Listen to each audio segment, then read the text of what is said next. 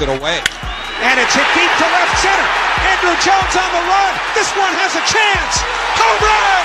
Mike Piazza, and the Mets lead 3-2. 1 on, 2 out. Martinez hits one to deep right center field. At the wall. Tie game.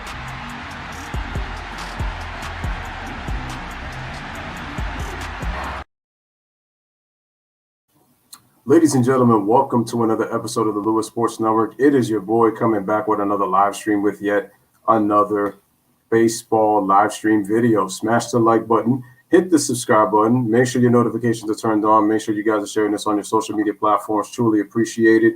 It is the Baltimore Orioles against the Boston Red Sox here in Camden Yards on the Lewis Sports Network. Make sure to hit the like, make sure to hit that subscribe, make sure to share this video as you guys come in. Any Boston Red Sox fans or Orioles fans in the building, make sure to let me know and I will give you a shout out. Salute to everybody in the chat.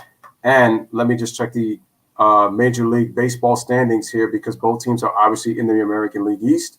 Obviously, as a Yankees fans, I despise both of those teams in rivalry, in competition. Usually you would take it personal when you go against one another because that's just the rivalry that comes out of you because you want your team to win. But again, I still give respect to both of these teams no matter what. So let's just check out the MLB standings right now in the AL East. Right now, the Red Sox, I believe, have the best record in baseball. They are 22-13 right now. They are 10-9 at home. They are 12-4 away from Fenway. The Baltimore Orioles are in last place. They are 15-19 currently in the AL East. That is dead last right now, but it's a very competitive AL East, I got to say. They are 6.5 back of first place.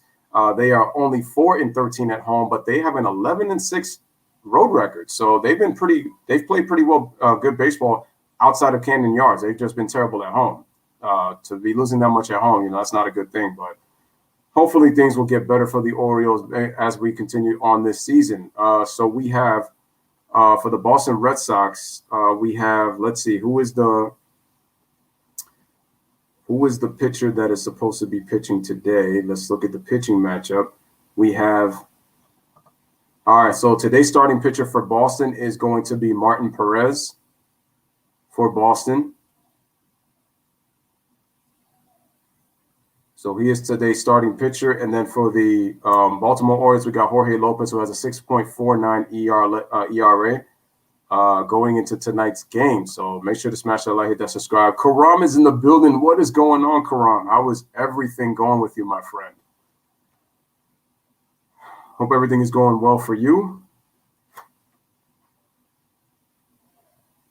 I was supposed to do the Suns and the Lakers last night, but I got in really late. I thought I was going to be home on time, but I was not. So I got home much later than I thought. So I had to cancel the game. So I apologize because I was actually really looking forward to doing that game.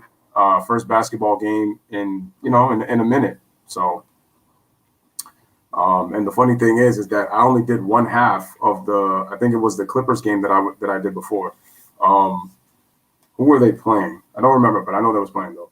Yeah, I saw that they beat the Suns by double digits. I honestly don't really care for that game.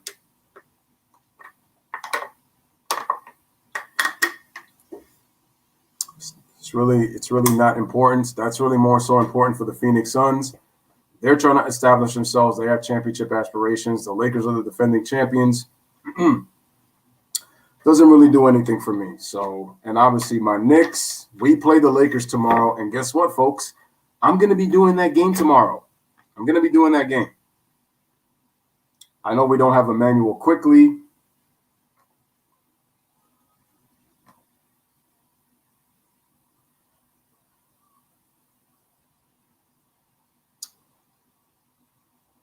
Karan says the Clippers are overrated, in my opinion. To be honest with you, they're more overrated last year than they really are this year. They've kind of been under the radar. I know some people some people, including a certain somebody in the media, think that the Clippers are going to be going anywhere. I'm going to be honest with you, the Clippers are not going anywhere. I don't, even with the additions they have, I don't see it. I don't.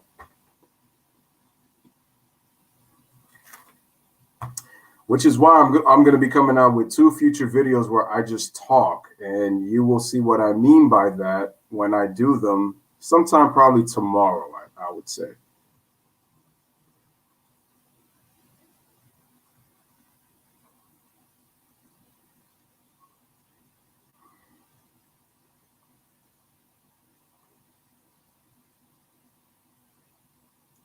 That's just the way it goes, man. So I really could care less, man.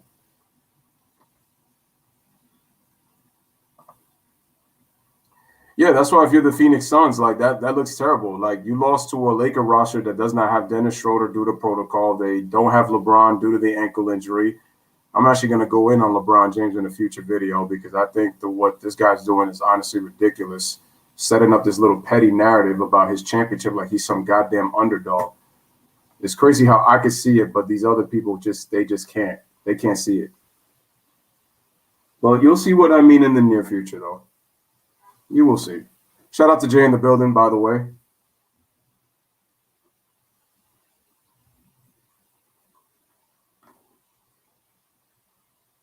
All right, so we're getting ready for this game between the Red Sox and the Orioles. Like I mentioned, the Orioles are in last place right now, 15-19. The Red Sox, they have the league's best record, 22-13, lead the American League East. The Yankees are actually in second behind them. I believe they're down, I want to say 3.5 or 4 games. It's 3.5. Yeah, I was right, 3.5.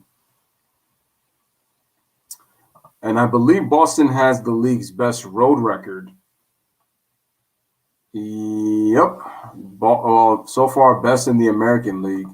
Is anybody playing better in the National League? And the answer is no. So, yeah, Boston has the best road record in baseball. They're 12-4. Tampa Bay is right behind them at 12-7. So the two best road records are actually in the same division. Okay, ladies and gentlemen, Oriole Park, Camden Yards. Here is your starting lineup. We got Marvin Gonzalez batting leadoff, second baseman. We got Verdugo, the center fielder, batting second. We got J.D. Martinez, DH, batting third. We got Xander Bogaerts, the shortstop, batting fourth. Rafael Devers, the third baseman, is batting fifth. Let me continue the lineup as we go through here. Batting sixth is the catcher, Vasquez. Hunter Renfroe, the right fielder, batting seventh. We got Cordero, the left fielder, batting eighth, and we got Dahlback, the first baseman, batting ninth for your Boston Red Sox. So, like I said, any Red Sox fans, man, make sure to pull up. Any Orioles fans, make sure to pull up. As we get ready to start this game, smash the like, hit the subscribe. Make sure to share this video, ladies and gentlemen. Ron Copa, home plate umpire. Oh, didn't get to see everybody else. Okay, so we are underway in Camden Yards, man. Here we go. Marvin Gonzalez. Here's the pitch by Jorge. And it is a strike on the outside corner, and we are underway at Oriole Park at Camden Yards. Gonzalez with a 228 batting average, OPS of 657, 1 home run. Here's the pitch, and it's going to be a strike, a sinker on the inside corner for strike 2. So the count is quickly 0-2. On base percentage of .331, so that means that he does probably draw his walks, especially if your on-base percentage is almost 100 points higher. Swing and a miss. Good morning, good afternoon, good night as he strikes out to start the inning. As we know, this game is brought to you by, it could be watched in Spanish. Just make sure to hit the SAP button on your remote control if you do have the SAP button on your remote control to be able to listen to the audio, to listen to the game in Spanish. So we got temperatures of 64 degrees, humidity at 41%. Wind direction is going right to left at 8 miles an hour, and it is very sunny. The shadows are really deep in right now by home plate to the pitcher's mound. And we have a ball to our next hitter, which is Alex Verdugo, the center fielder. Hitting .306 with an OPS of .838, 4 home runs currently for Alex. Here's the pitch, and the ball is down low for a ball on the lower part of the plate on the inside for ball 2. Started with a knuckle curve, came back with a sinker, 97 miles an hour. All right, here's the pitch, and that is going to be a strike at the knees for strike 1. Count now 2-1.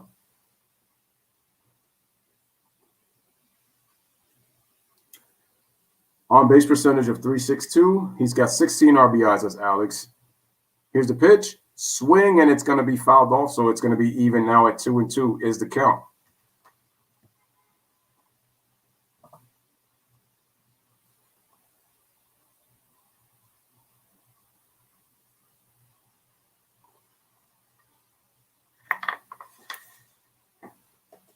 All right, Jorge Lopez looking at the catcher, gets a sign. Here's the pitch going inside, and that's going to be a ball. Catcher set up inside, but did not get the call from the home plate umpire, so the count is full at 3-2.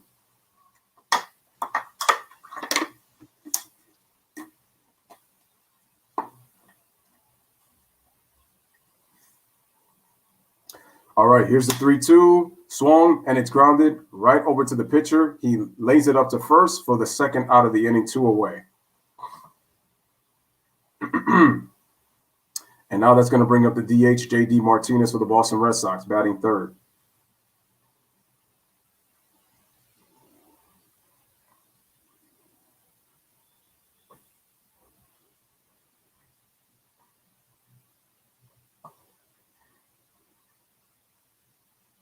Trey Mancini. All right, here's the pitch to J.D. Martinez. It's going to be called a strike, fastball on the outside corner.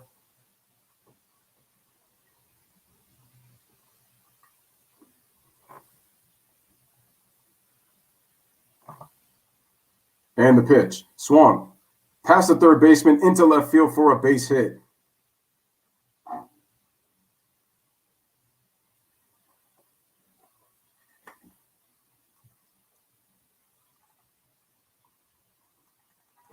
All right, so J.D. Martinez gets himself a 2-out base hit as he gets himself on first.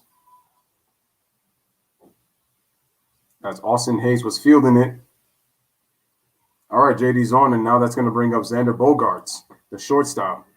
Having a really nice season. 7 home runs, OPS of 985, hitting .349 on the season for Boston.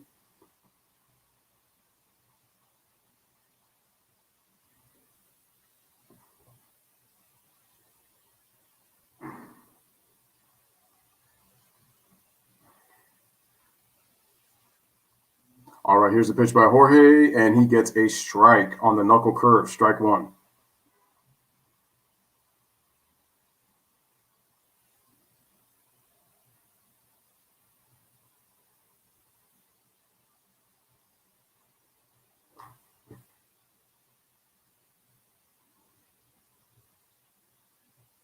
Hold on, did my thing just freeze? Yeah, you got an OPS of 936. Can you change? Wow. Okay, let's have my thing just froze for a second. It looks like we got a 1-1 count with 2 outs.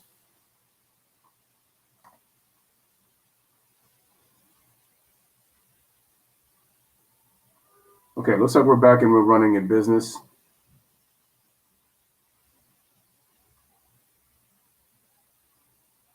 All right, here's the pitch. The ball is swung and it's fouled away, so the count is now 1-2.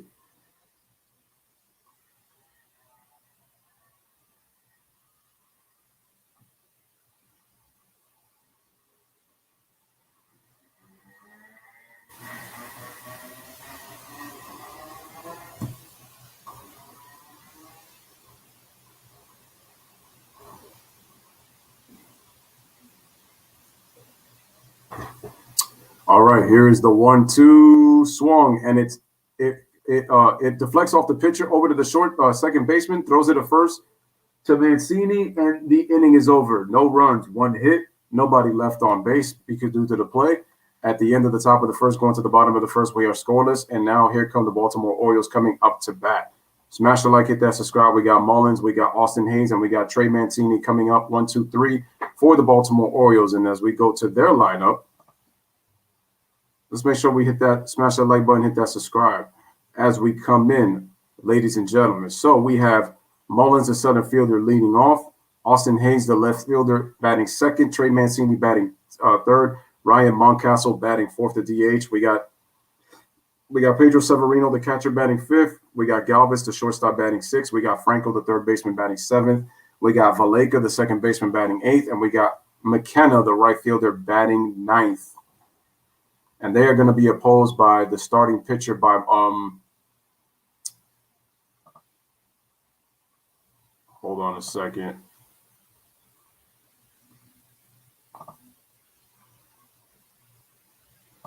Okay, they're going to be opposed by Martin Perez. He is going to be the starting pitcher for tonight's game.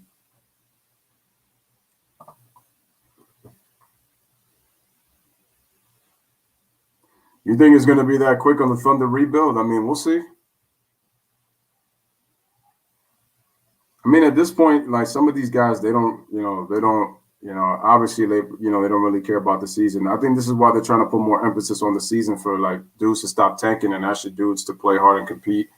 But Like I said, I don't know if that's actually going to be the thing that's going to be happening, but yeah, the draft is going to be important. So, all right, so we already went through the lineup.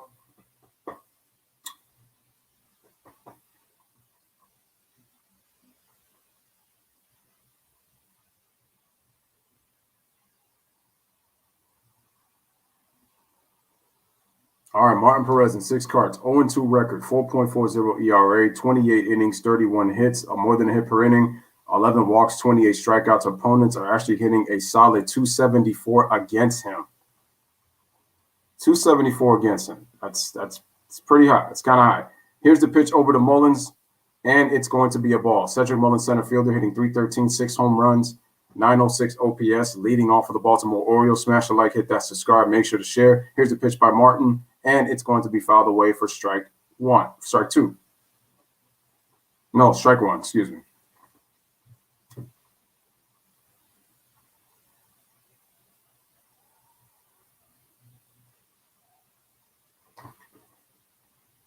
All right, here's the pitch by Martin, and it's going to be check swing fouled, and it's going to be strike 2. Shout out to Tomoko. Don't worry, Tomoko. I haven't had a chance to see the video. I've been like so busy, but I will try to get the opportunity to watch. Hitting that like is quicker. Yo, Lewis, without hitting the like, one of those type now. Here's the pitch, and it's going to be inside, and it's going to be a ball. 2-2.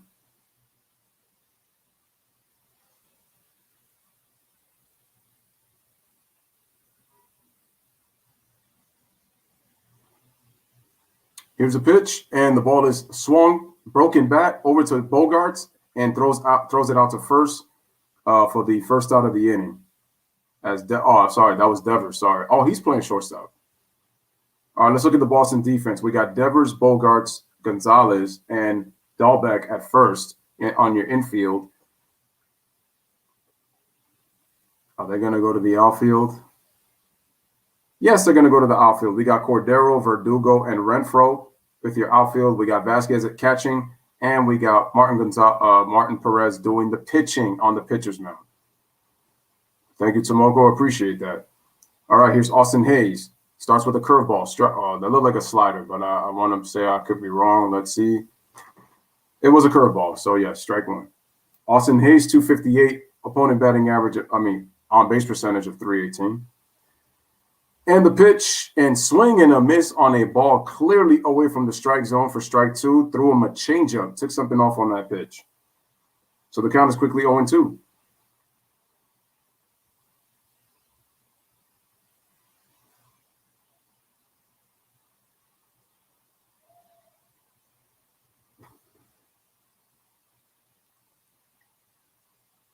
All right, here's the pitch.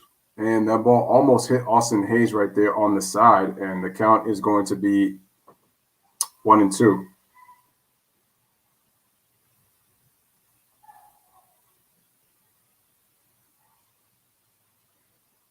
And the pitch. Strike 3, down looking. He is out for the second out of the inning as he is down on strikes looking at a fastball.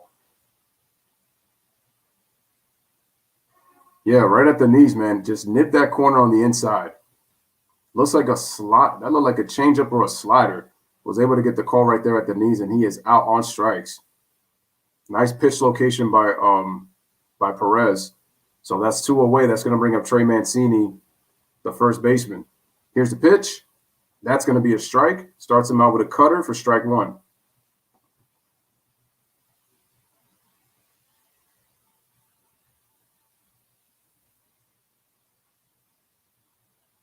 All right, the ball is quickly hit over to center field. Verdugo is there, and he makes the play to end the inning.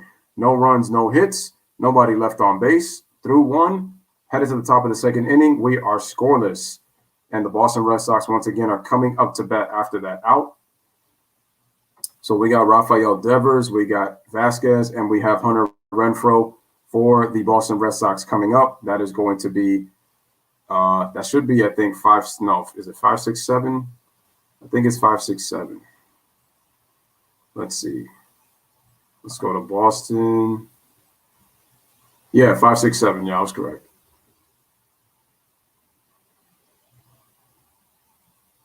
Thank you, Tomoka, for the compliment.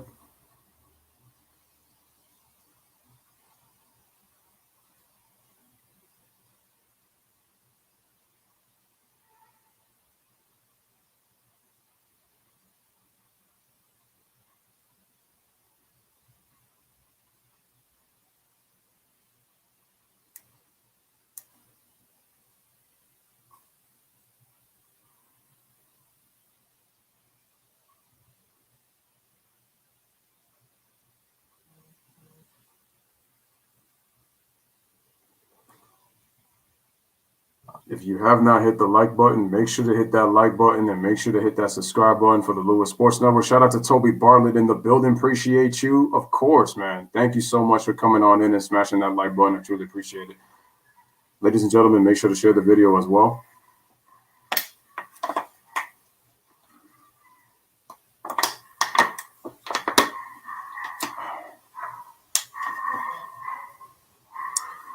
So Red Sox fans and Oriole fans, if you guys are just tuning in, we are underway. Headed to the top of the second inning. We are scoreless here in Oriole Park at Camden Yards.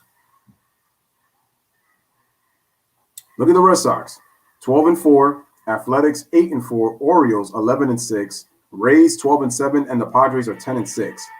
4 out of the 5 teams with the best road records are in the American League. The Padres are the only team that have a winning record on the road in the National League. That's crazy.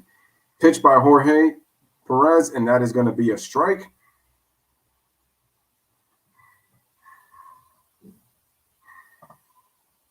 Sorry, Jorge Lopez with a strike.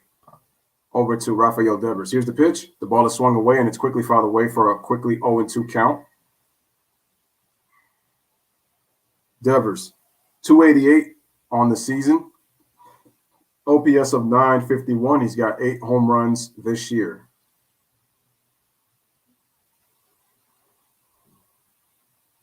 And the pitch swung away, and it's fouled away over on the left field side for still 0-2.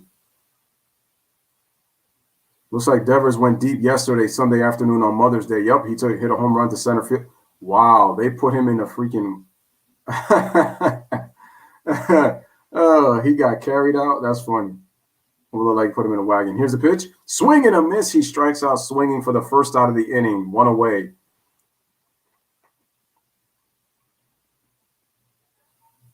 As Rafael Devers is down on strikes. And that's going to bring up Christian Vasquez, the catcher for the Red Sox, coming up right now. Threw him the fastball. See if you can hit this. Blew it right by him.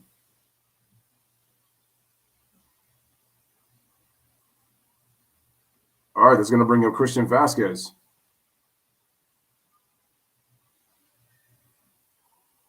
Here's the pitch. And that's going to be strike 1 on the changeup. Right in the middle of the plate, a little bit middle outside for strike 1. Christian Vasquez, 283 on the season, on-base percentage 325, OPS 721, 2 home runs and 14 runs batted in on the season.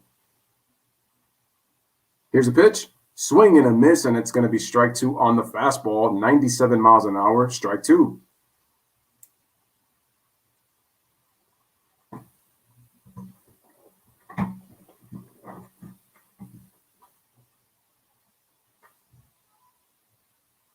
So here we are quickly at an 0-2 count. Here's the pitch by Vasquez and by Lopez, and that is fouled away into foul territory going to right field.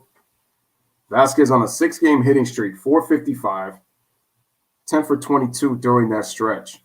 So he is red hot right now for the Red Sox.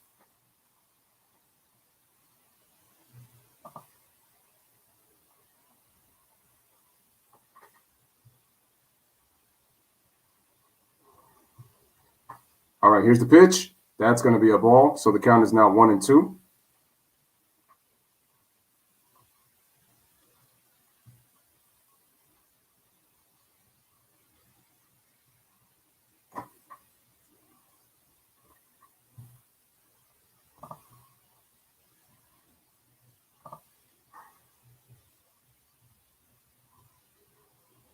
Okay, here's the 1-2, and that's going to be called for strike 3 on a ball down slightly below the knees on the changeup for another strikeout, so now there's 2 away. So Vasquez down looking on that strikeout. I don't know about that call, man. I gotta go. That ball was low. Anyway, up to bat here is Hunter Renfroe, the right fielder. Lopez off to a very sharp start in 1 2/3 inning. He's got 3 strikeouts already. Great strike to ball ratio. 19 strikes out of 24 pitches. Out of 24 pitches, 19 of them are for strikes. All right, here's the windup. Here's the pitch, and that's going to be low and inside on the sinker for ball 1. Like I mentioned, Renfroe was hitting .221 on the season. And the pitch, swing and a miss on the 4-seam fastball. Count is now 1-1. So Hunter Renfroe also went deep yesterday on Mother's Day. Took it to straightaway center field for a home run. So I'm pretty sure the Red Sox won their game. Here's the pitch, and the ball is quickly lined out to the shortstop, Freddie Galvez, to end the inning. No runs, no hits, nobody left on base. Headed to the bottom of the 2nd inning, still scoreless at 0-0. And we have Mountcastle, we have Severino, and we have Freddie Galvez coming up for the Baltimore Orioles. Smash the like, hit that subscribe. Make sure to share this video, ladies and gentlemen. Shout out to Ryan Johnson in the building. What's going on, man? Hope everything is good with you. By the way, hope everybody had a wonderful Mother's Day yesterday and a great weekend overall. So from Lewis Sports Network, bless up to all of you guys. And Ryan said, why is the Reds bullpen so bad? Right now, they're pitching like the Dodgers right now when it comes to their bullpen.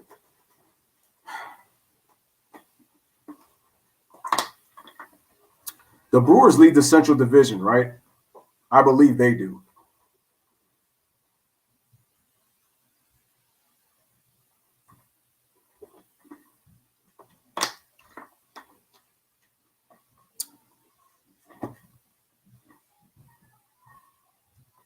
The Reds should be better than the way they've played, but it has not happened so far this season. Well, I should say recently, because they started off great, but I don't know what's going on, but they've really struggled. Anthony Davis says he's back. I'm not going to take his word for it. Not just yet. It's easy for him to say that. Like I said, I feel like both him and LeBron are controlling narratives out here. And like I said, I'm going to make a video. If not later tonight, definitely tomorrow. Because tomorrow I'm going to be doing the Knicks against the Lakers. Best believe that. But I'm going to be doing a baseball game before that. But like I said, I am going to definitely do that Knicks-Lakers game. I'm going to do a little bit of the baseball game, and then I'm going to come back and I'm going to do the Knicks and the Lakers tomorrow. I'm just for not doing the Suns and Lakers last night. I could not do the game because I came home late. All right, we are headed to the bottom of the 2nd inning, ladies and gentlemen. Still scoreless. Baltimore is up to bat. Like I said, any Red Sox Oriole fans, man, let me know, and I'll definitely give you a shout out. Here's the pitch by Perez. The ball is swung over. Hit deep to left field, going back, and that ball is gone. That ball is gone. One pitch, one swing, a home run by Mountcastle, and the Orioles take a 1-0 lead on the Boston Red Sox. The first pitch, he went deep. What pitch did he throw him? He threw him a cutter that did not cut. And the Orioles take a 1-0 lead. Ryan says, why were you saying that Popovich should be fired? Because his time is gone and past, man. That's the reason why I'm saying that. If he wants to still coach, he can still coach. That's not a problem. I'm just saying that with the fact that San Antonio, they're going to be rebuilding, and it's like his time of winning has pretty much passed. So I'm saying that it's time for Popovich to go. That's why, man. So that's why I say that Popovich, his time is done in the NBA. He's had it, like I said, he's had a great career, but I'm telling you, the Spurs, in my opinion, they need to move on from him. Here's the pitch, and swung away, it's going to be foul. And like I said, I don't believe AD when he says he's back. You got to prove it on the court. Because he could easily have a bad game, and then it's like, well, fell for the narrative again. So the count is now 1-1 to Pedro Severino.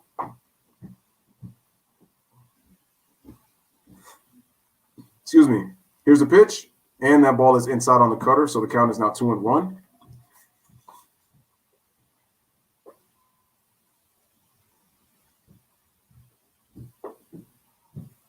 So they're showing Pavetta yesterday. I don't know what they showed him for. Here's a pitch by Perez. Swing, and it's going to be fouled away for strike 2. Count is now even.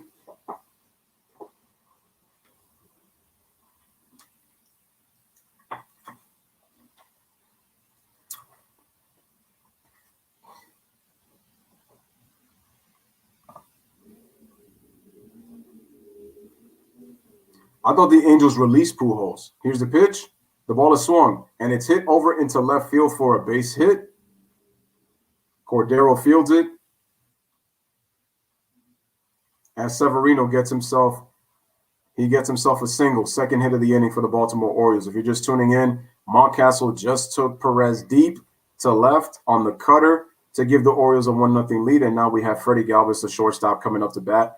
Hitting .284, OPS of .845, has 4 home runs on this season. So that's why I'm on record as saying that,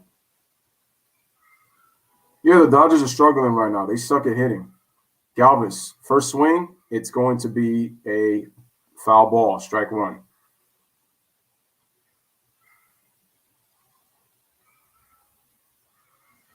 Well, I don't understand what you mean by what do you think John Means' potential is? John Mean. Oh, I'm sorry. I read the question wrong. My bad. I'm sorry. My mistake.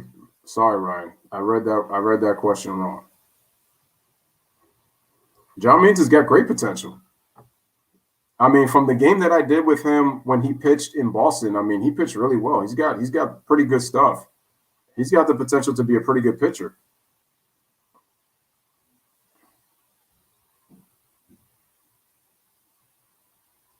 Now, because he's 28, I don't know how long his career is going to go. Here's the pitch, and the ball is swung over by Galvez, fielded, and they get the force at second for the first out of the inning as Severino is out. So that was Xander Bogaerts throwing it to Marwin Gonzalez for the force out. So that play will be – so that's going to be a 5-4 on the play, because that was actually fielded by Devers, but then that went off his glove, and then Xander Bogaerts was able to make the play. So that's a 5-4 by Bogaerts on the force out at second base. So if you guys don't understand what 5-4 means, it basically means the play was by the position. So the fifth position is the shortstop. The fourth position is the second baseman. That's why I call it 5. That's why the play is called 5-4, was because of that. Here's the pitch to Michael Franco. It is going to be a ball inside for ball 1. 210 on the season, 269 batting average, 607. OPS of 269, and he had an OPS of 607 with 3 home runs. Here's the 1-0 by Perez, and that's going to be another ball, 2-0.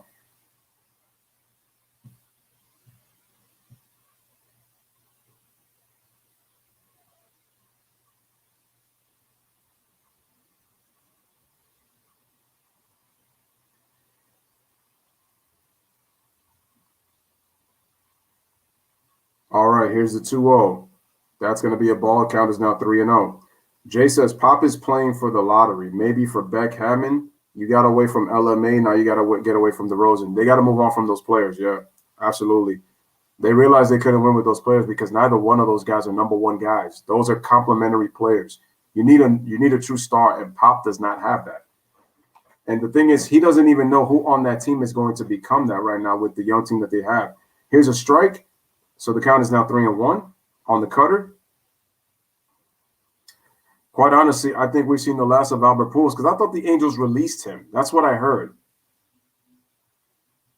I thought they said that they released him because I haven't seen him play. So I'm guessing they're trying. If that's the case, they haven't found a way to trade. So I don't know. Here's the pitch, swing and a miss on the changeup for strike 2. So we have a full count.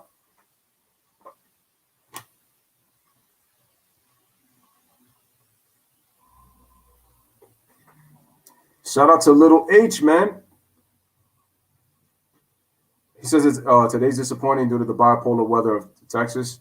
I understand that. I mean, it's this way in New York as well. So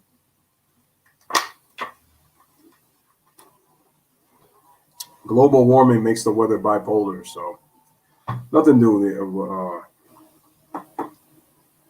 It's hailing right now. Wow.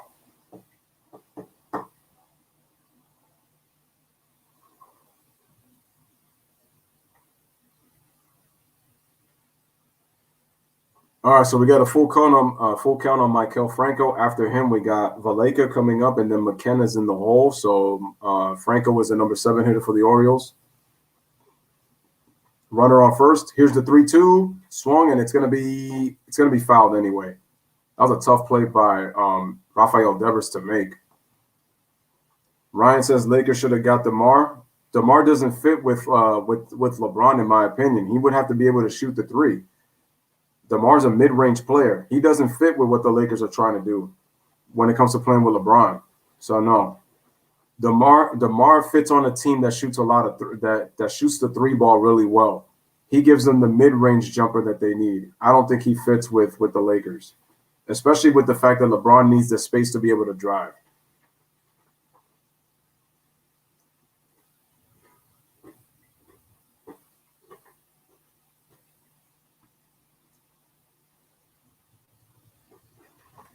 No, Jay, it was hit to third base, but the problem is Bogarts was the one that picked up the ball, so he made the play. That's why I said 5-4.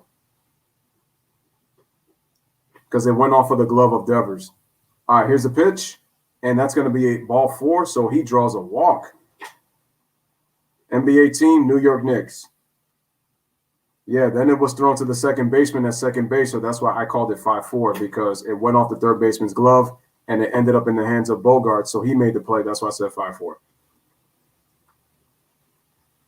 Because if Devers would have made the play, I would have called 6-4, but it was Bogarts because he ended up making the play. Here is Pat Valleca, 211 batting average for Baltimore on the season. Now, a lot of guys off the slow starts out here. Little H says, Lewis, what's your NBA team? My NBA team are the New York Knicks. I got the Knicks beating the Lakers tomorrow, too. I got the Knicks beating the Lakers. People are saying Drummond sucks. Drummond is really not as impactful as people make it seem out to be. He really isn't. He gets a lot of empty rebounds. What I did say was, I said, I felt with the Lakers, as long as LeBron and AD are healthy, he would be able to make an impact. The only problem is Drummond can't play with AD on the floor. That's the problem. Nah, man, it's all good, Jay. No doubt. No problem.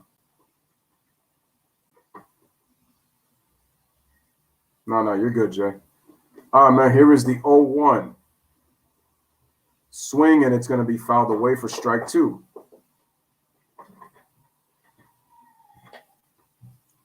Bottom of the second inning, 1 out, 2 men on for the Baltimore Orioles while we have Pat Valleca at the plate. He is a second baseman for the Baltimore Orioles with a chance to add a 1-0 lead for Baltimore. And if you guys are tuning in once again, like I said before, Mountcastle took Perez deep on the first pitch. Here's the pitch, swung away, and it's fouled away still. We have a doubleheader with the Rockies on Wednesday. Wait a minute, who are the Rockies? Oh, they're playing the Padres. Okay. Yo, salute to your Padres, man. They have one of the best road records in the league.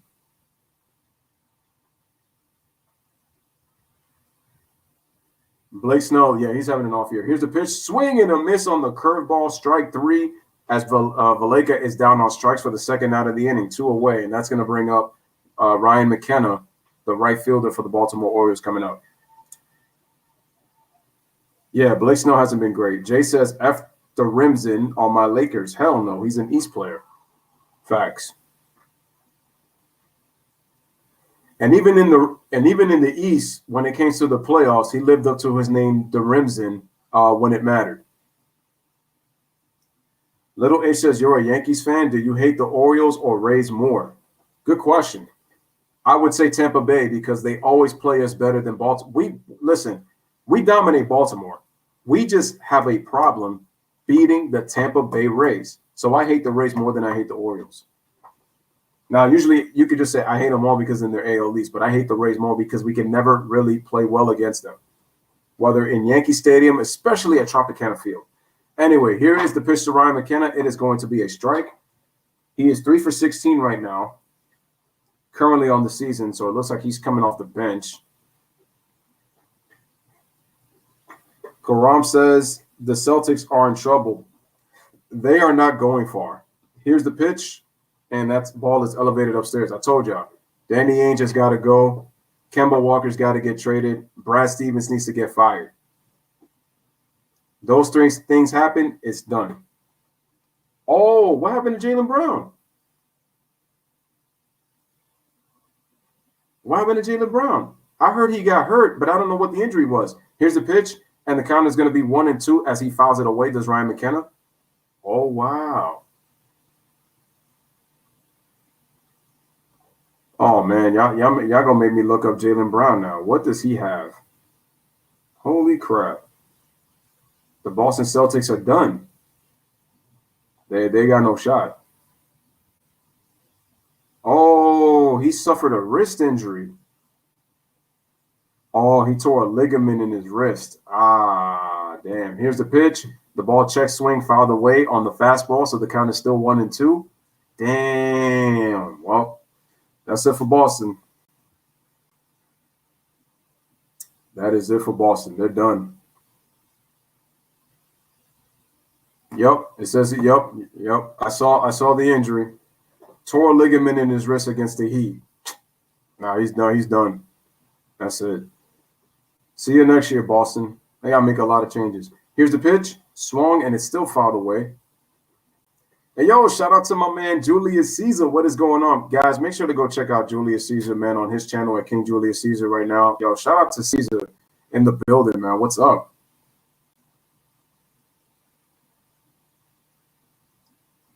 Hope everything is good with you.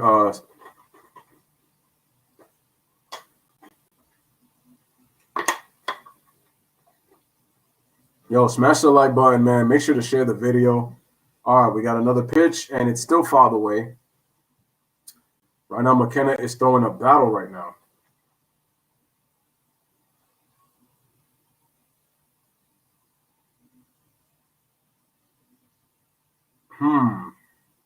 They are the top 3 seeds. All right, here's the pitch, and that's going to be tailing away for, well, I know this.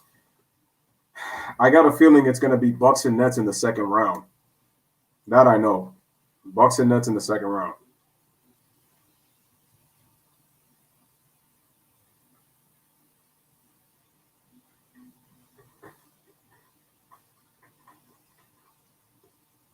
Here's the problem with Kemba Walker, though. He proves to me that he doesn't bring a lot of impact, though, Ryan. Little H. Here's why. He hasn't done anything with Boston, and Boston is a better team than Charlotte. Here's the pitch. Swing and a miss. He strikes him out on the changeup to end the inning, and the inning is over. So 1 run, 2 hits, 2 men left on base. The big blow, a home run on the first pitch by Ryan Mountcastle to give the Orioles a 1-0 lead as we head to the top of the 3rd inning, as the Orioles lead 1-0, top of the 3rd. We have Cordero, the left fielder. We got Alex Dahlbeck, the first baseman, and then we have Marwin Gonzalez, the second baseman, batting 9th for the Red Sox. 7, 8, 9 for them coming up.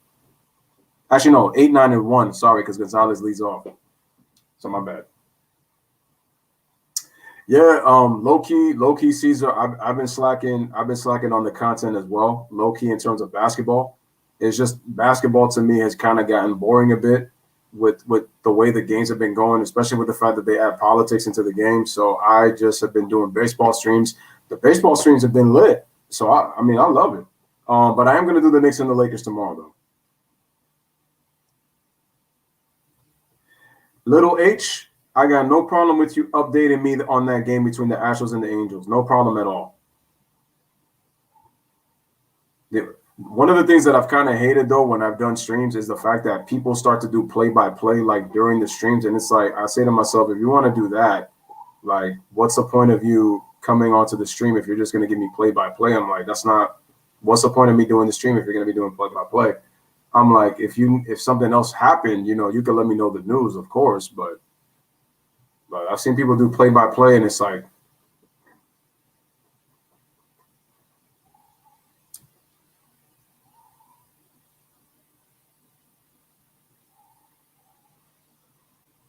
So we're on commercial break, headed to the top of the third inning. Make sure y'all smash the like, hit that subscribe, and make sure you share the stream.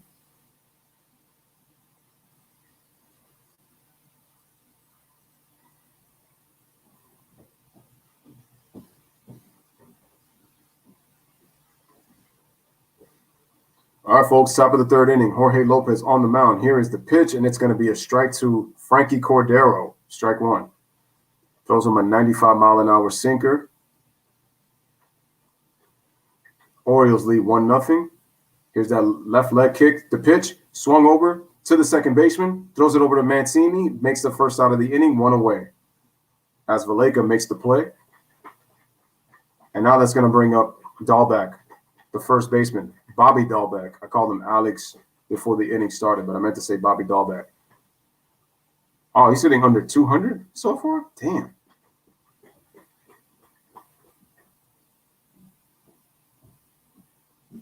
And then after Dahlbeck, we're back to the top of the lineup with Gonzalez. The pitch is going to be a ball on the fastball, 1-0.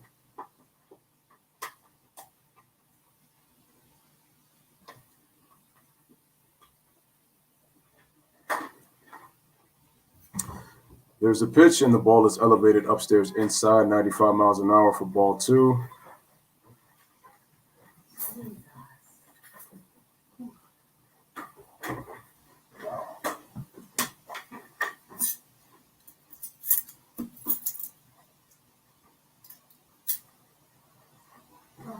Ball is pumped up between the shortstop and the left fielder. There is Galvez, and he'll be able to make the play for the second out of the inning, 2 away. And now that's going to bring up Marvin Gonzalez of the Red Sox, second baseman, back at the leadoff spot. Coming up next.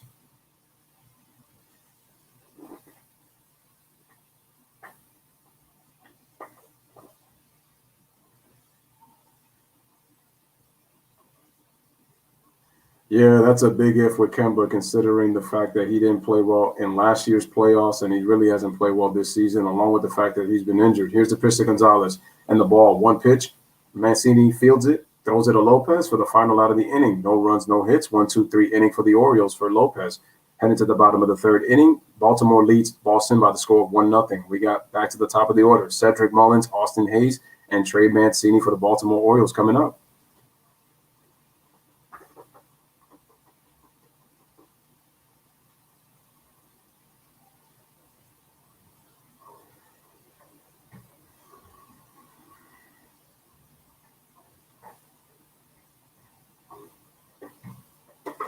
I mean, yeah, you can see that.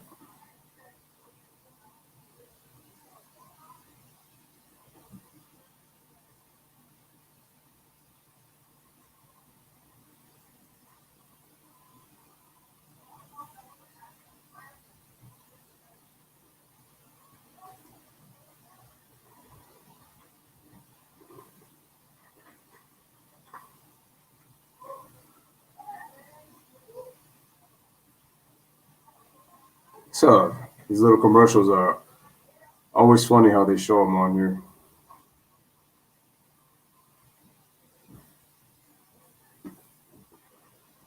A part of me tells me that this game might be quick. I'm just going to take a guess unless Boston starts to be able to score like many runs, but I get a funny feeling that this game is going to be quick. Just a hunch.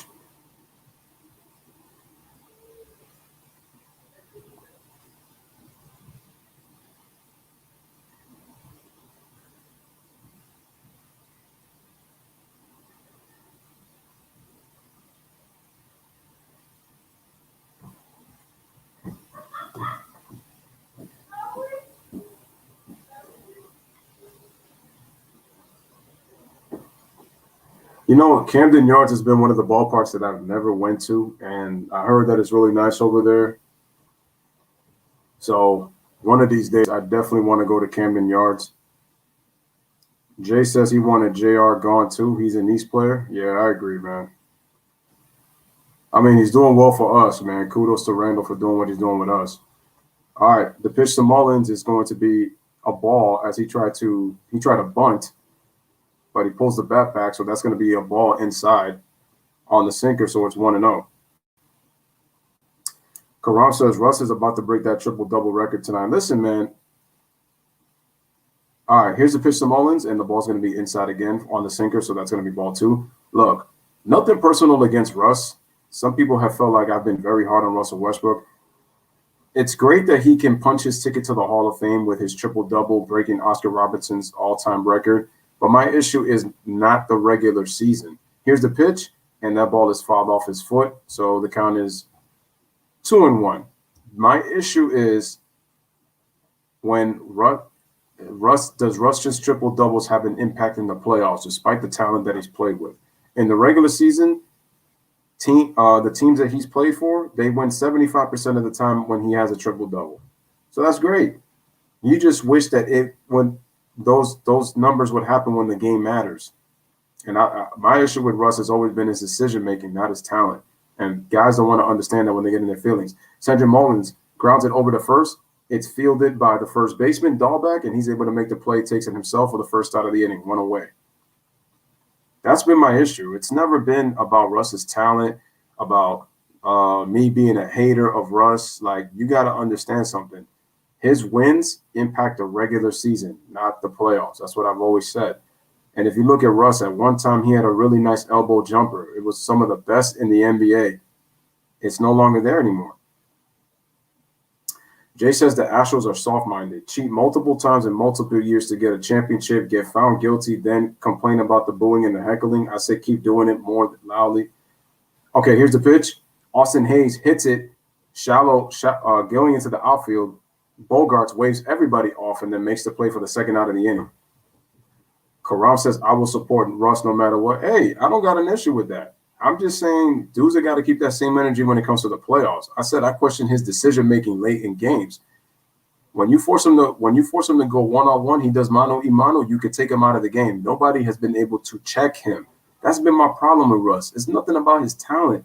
The dude's a great player. I want him to do well. I want him to win a championship. I want for people to get rid of the narrative. Like, you look at Colin Cowherd, every single minute he picks on Russ no matter what, to mention him.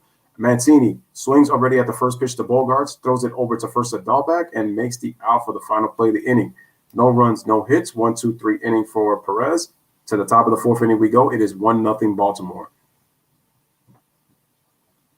So that's my issue. Go into the comment section. The Astros may have cheated, but they beat the Dodgers. That makes my day seeing LA lose. Beat LA. When did they beat them? I don't know.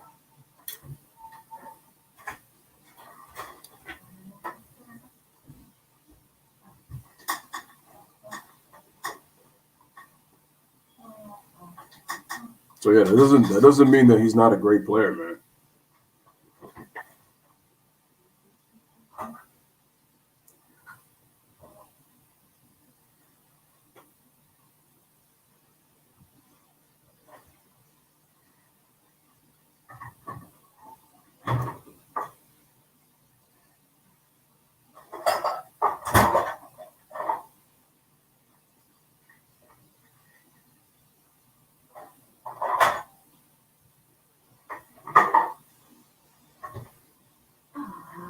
I mean, it doesn't matter who cheated, man. Cheated is cheating. And in this case, the Astros cheated. They got to the World Series twice, and they won a championship, in which the Dodgers should have won the championship in 2017.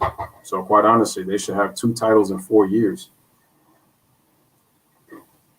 But they got one in a pandemic, and one should have happened during – and I think, they won 104 games.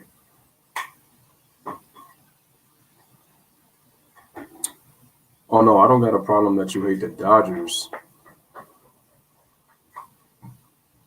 My problem is I can't cheer cheaters in terms of Houston.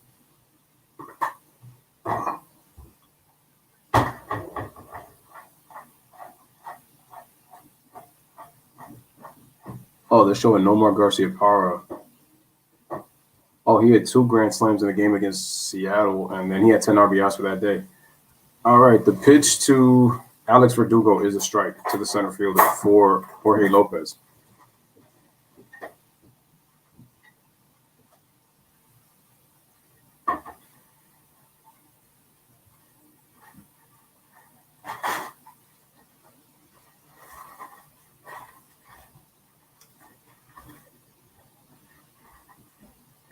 Here's the pitch. The ball gets away from the second baseman, Valleca, but he's still able to make the play to Mancini for the out at first to get Verdugo, hustling Verdugo out for the first out of the inning, one away. That's going to bring up J.D. Martinez, the DH, for today's game.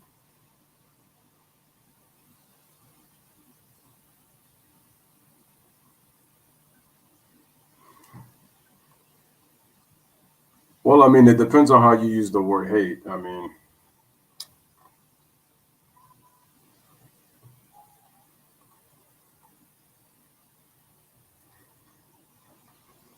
mean, when it comes to rivalries, check it. The Yankees and Red Sox, they hate one another. But I'm saying, do they hate each other personally, or do they hate each other just for the rivalry? Martinez hitting .339 on the season. Smash a like, hit that subscribe. Cincinnati defeating Pittsburgh by the score of 5-1, top of the fourth with the bases loaded. Lopez gets himself a 0-2 count quick.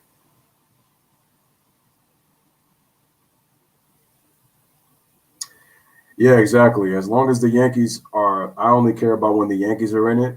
Whoever wins just wins. So J.D. Martinez has 6 home runs on 2 strike counts, the most in the majors. That's a pretty interesting stat. Here's the pitch by Jorge Lopez, and that's going to be a ball. So the count is 1-2.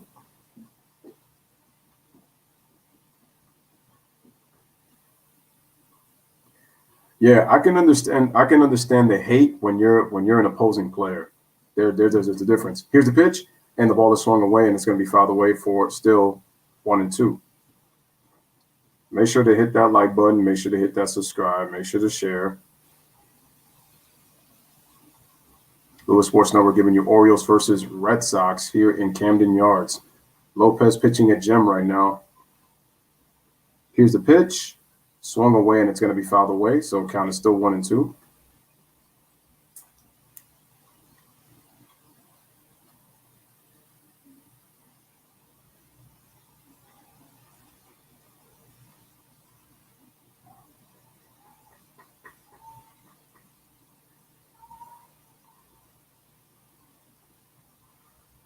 All right, here's the leg kick. Here's the pitch. The ball is laced over into left field for a base hit as Austin fields it.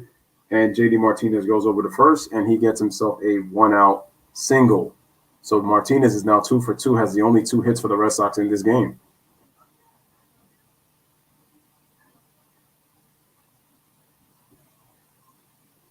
Little H says all the Laker fans that came out after LeBron AD came to LA are so annoying. I didn't have a problem with the Lakers at first, but now they piss me off to the max. Only a few Laker fans I know are chill. Well, to be honest with you, it really started when LeBron came to LA. Not even Anthony Davis. He amplified things when they forced him to trade. And the pitch, and that's going to be a strike on a knuckle curve to Xander Bogaerts for strike 1. Shout out to Stever Salinas. He says he's been a Laker fan since Trevor Ariza was there. So I'm saying that's, 2008, 2009, around there? Like I said, I'm going to go in on LeBron, and you're going to find out why. And my thing is, I do this professionally, but you got a lot of people getting all emotional because they think I take it personal. And it's like, you got to stop. You got to stop that. Like I said, these players don't know me. I don't know them. It's ridiculous, man. The ones that come with LeBron and AD, they'll claim to you that they're fans of the Cavaliers, fans of the Heat, and fans of the Lakers. All they are LeBron fans. Ooh, and Bogaerts gets hit. And the pitcher had to get out the way. Bogaerts okay. He got hit in the ribs.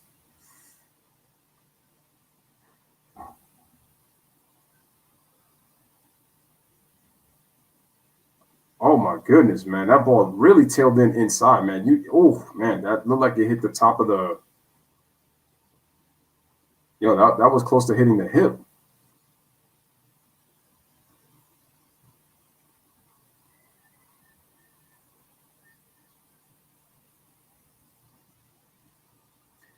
No, you know what? And so, Steven, that's cool, man. I mean,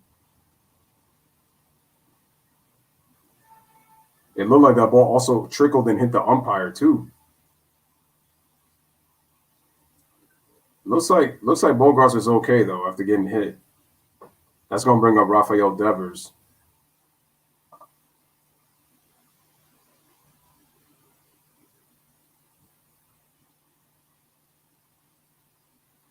Well, I will say this: if you're gonna re-sign Drummond, you need to keep him on the bench because the dude cannot start.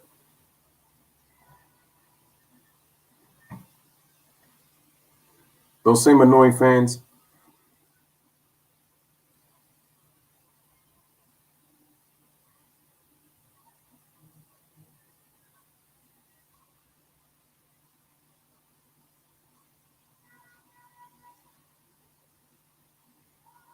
All right, here's Bogarts. Runners on first and second. Pitch. The ball skips away from the catcher, and the runners advance to second and third, and that's going to take away the double play.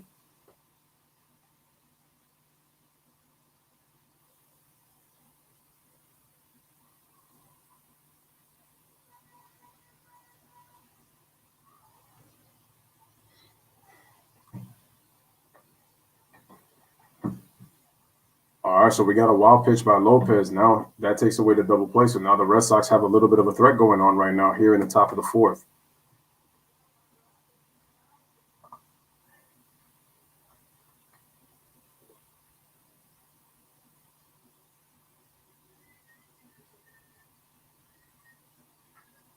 All right, here's the pitch. The ball is swung away, and it is hit to left field. And the play is made for the out. Tagging is Martinez. He's able to score, and we are tied at 1, ladies and gentlemen, all tied up at 1 between the Red Sox and the Orioles here in the top of the fourth. As a sacrifice fly by Devers is successful. That's going to be the second out of the inning, bringing up Christian Vasquez, the catcher. Austin Hayes making the play.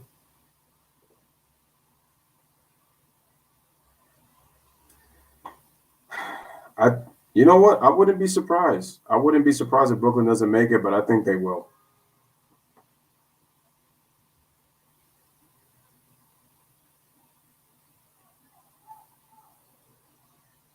All right, here's Christian Vasquez. Yeah, but you know, with Giannis Antetokounmpo, to me, those are an overrated 49 points because I just don't know how he's going to be in the playoffs. Is he going to be able to shoot the mid-range shot so that the lane can be spread for him to drive because they have to respect his jumper? I don't think that's going to happen. And then Chris Middleton, good luck depending on him. Here's the pitch, and the ball is swung over. It's tailing away to right field, and McKenna makes the play going out near foul territory. So the end of the inning. So we got 1 run, 1 hit by pitch, 1 wild pitch. Heading to the bottom of the fourth inning, we are tied at 1.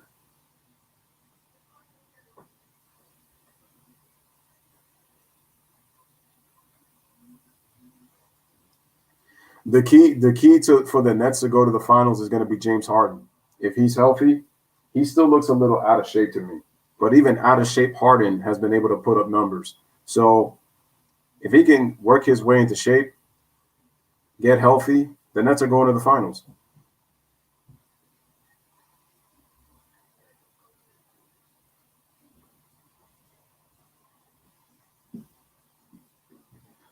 Well, you're right. Defense does win championships, but take a look at the Los Angeles Lakers of the early 2000s with Kobe and Shaq.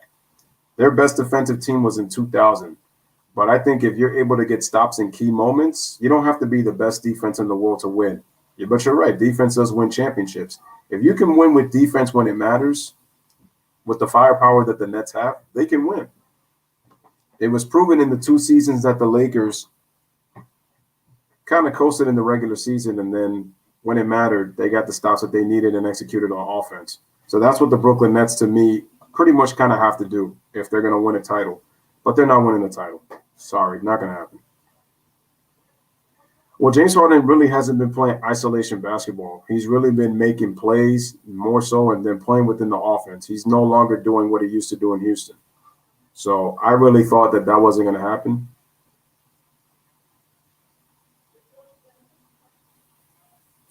Actually, no. The 2000 Lakers actually had the number 1 defense.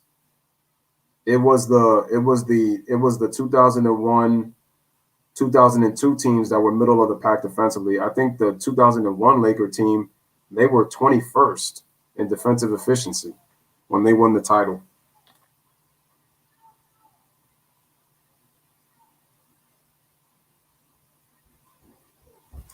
Yeah, the East has been weak since 2000, man.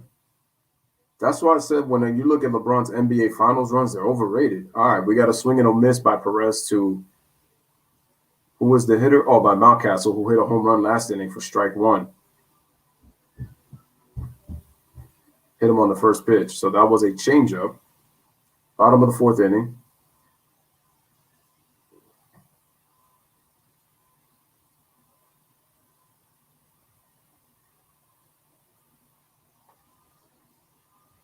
All right, here's the pitch, and that ball is upstairs for a ball, so the count is now 1-1. Like I said, Mountcastle gave the Orioles the first run by going deep to left on the cutter that Perez threw to him. Here's the pitch, swing and a miss on the changeup for strike two. Count is now 1-2.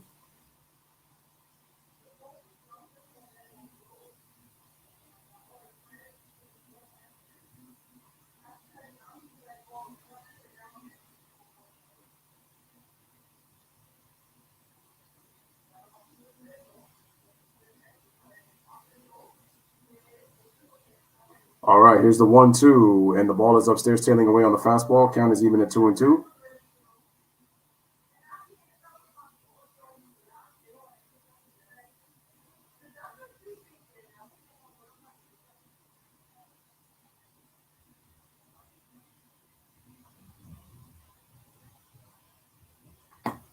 All right, we got a 2-2 count. Nobody out. Here's the pitch. The ball is hit over to Devers, fields it, throws it over to Dahlback to make the out for the first out of the inning. One away.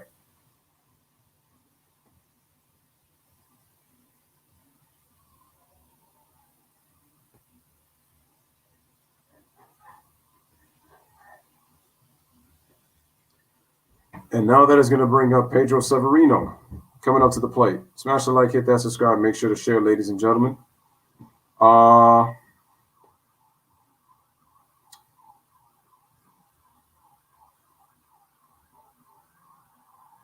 Denver is going to be a tough out, but for some reason, the media is making it seem like if Denver's no threat. So, I don't know. And they've been pretty upset that Jokic has been the best player this season. I would have gave it to Embiid if he would have played more games, but other than Embiid, they're 1-2. All right, so we got a shift. The second baseman and the shortstop and third are really playing all the way to their right, while Dahlback is playing in between first and second. So a couple of options here. All right, and the ball is shoot over into right field for a base hit. And Severino gets himself a one-out single. Great piece of hitting by Severino. Great piece of hitting. Took it the opposite way, went with the pitch. Nice piece of hitting right there. Great piece of hitting. The man said, "What, Lewis Sports Network? You want me to hit it the opposite way?" Exactly, because you just beat the shift. There you go. Shout out to Eric Doges in the building. What's up? Make sure to hit the like, hit that subscribe.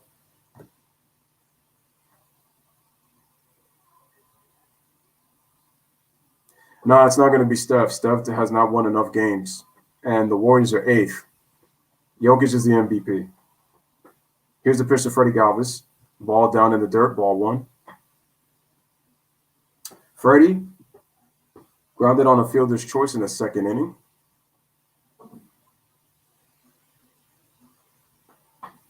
Kind of low-key reminds me of Coco Crisp. I don't know why.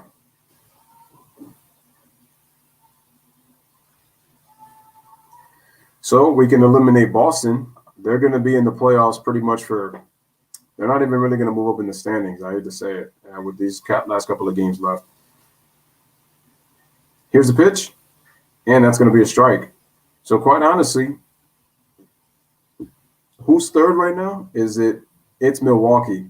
They're going to chew the Celtics easy, unless if they let the Celtics make it a big fight, but no.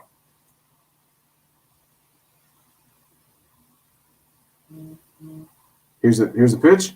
The ball is swung, and it's popped away to the in between the first and second baseman. The second baseman, Gonzalez, is able to make the play for the first out of the inning. As Galvez is out on a pop out to second base. That's now going to bring up Maikel Franco.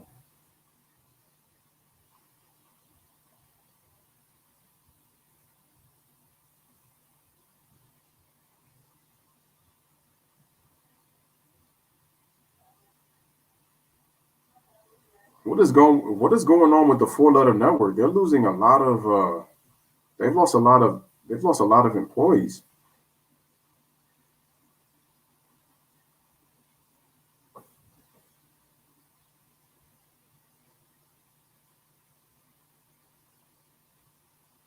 All right, the pitch to Franco is a ball on the cutter, 1-0.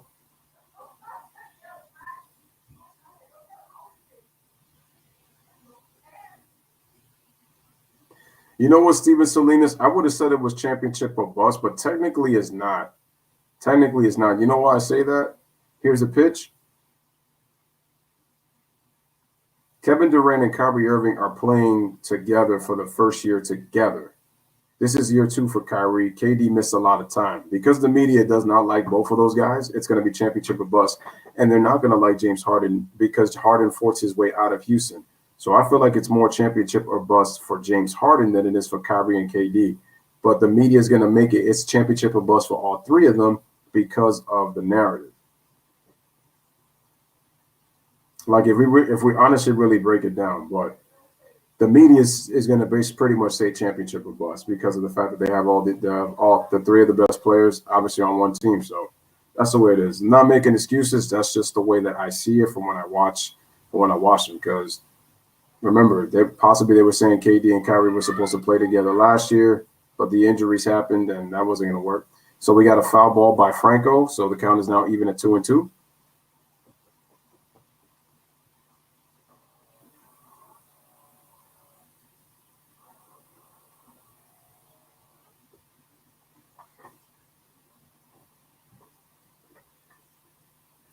Camden Yards is such a beautiful ballpark. I'd have to go there. So we got a 3-2 count, runner on first with 2 outs. Here is the pitch, and that is going to be a ball.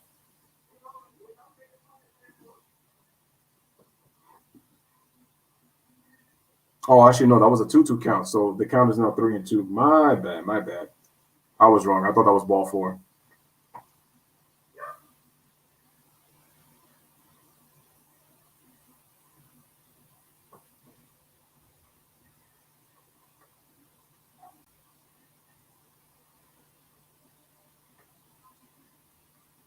All right, here's the pitch. Runner's going, 2 outs, and the ball is popped away, going into right field, and the right fielder is able to make the play for the final out of the inning.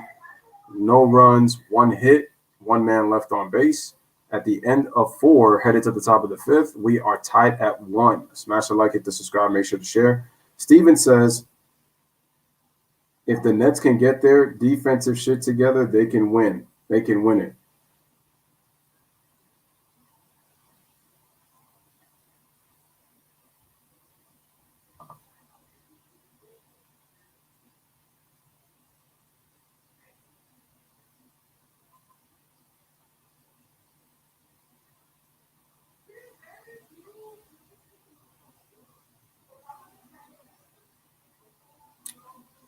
Like I said, man, when I come back, I'm gonna go in on LeBron James and this whole damn injury thing that to me is kind of fluky. And the reason I say it's kind of fluky is because of this whole TikTok thing. I told y'all in the community post that this dude is setting up the narrative.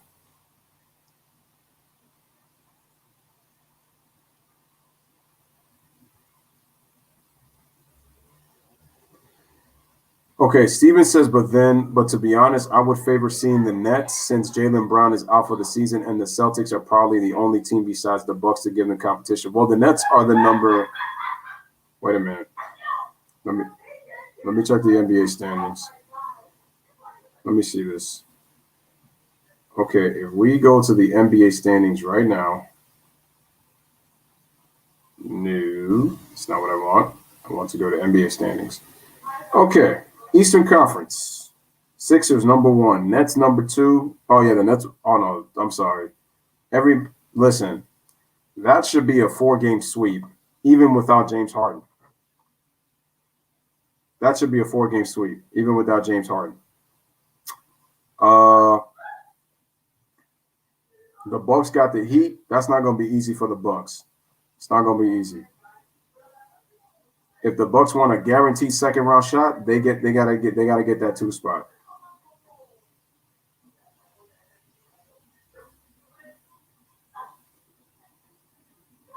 Okay, who's coming up next right now for the Boston Red Sox? We have Hunter Renfroe.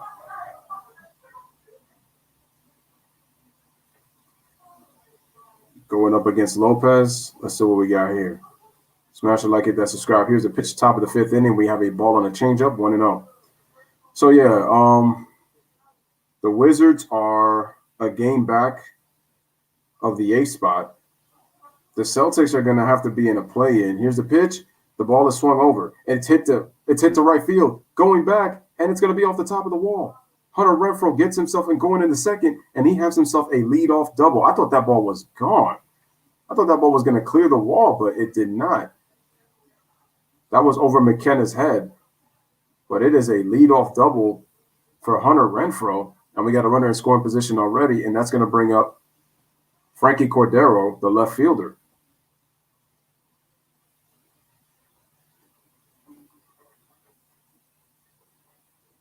That just hit the top of the wall.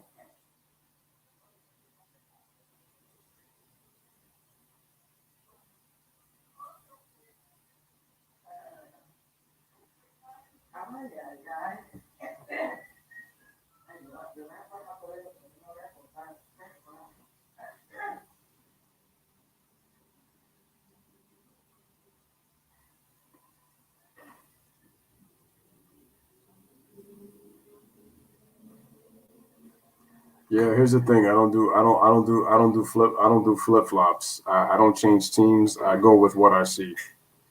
When you start to flip flop, it's like you're just never too sure. You just kind of have to go with your gut. But are you taking them to go to the finals though?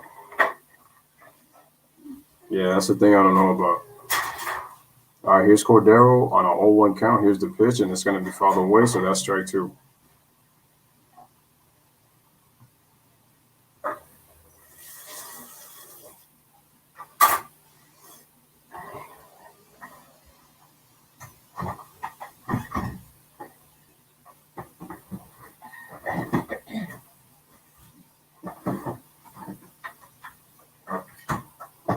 All right, so we got an 0-2 count to Frankie Cordero on the fastball called strike, so count is now 0-2.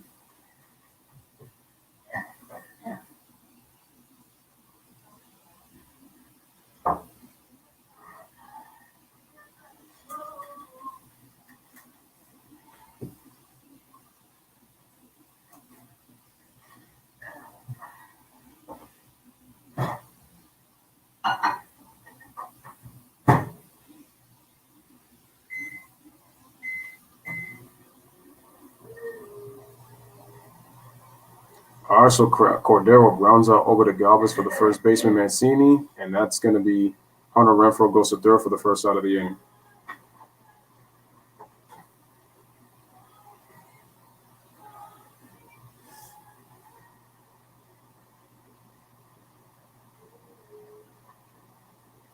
Here's the pitch to Dahlbeck, the first baseman. It is a strike on the fastball. Strike 1.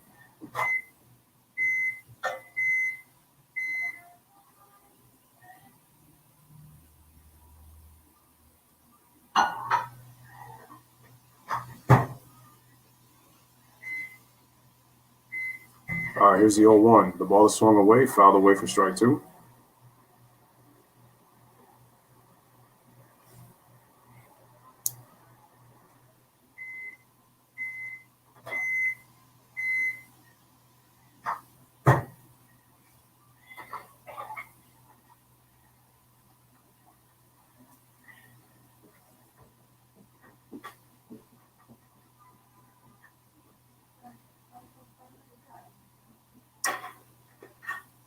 All right, so once again, fouled away.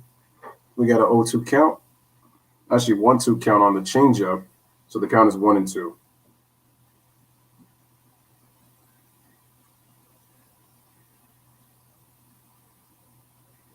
And the 1-2. Ball in the dirt, 2-2 on the sinker.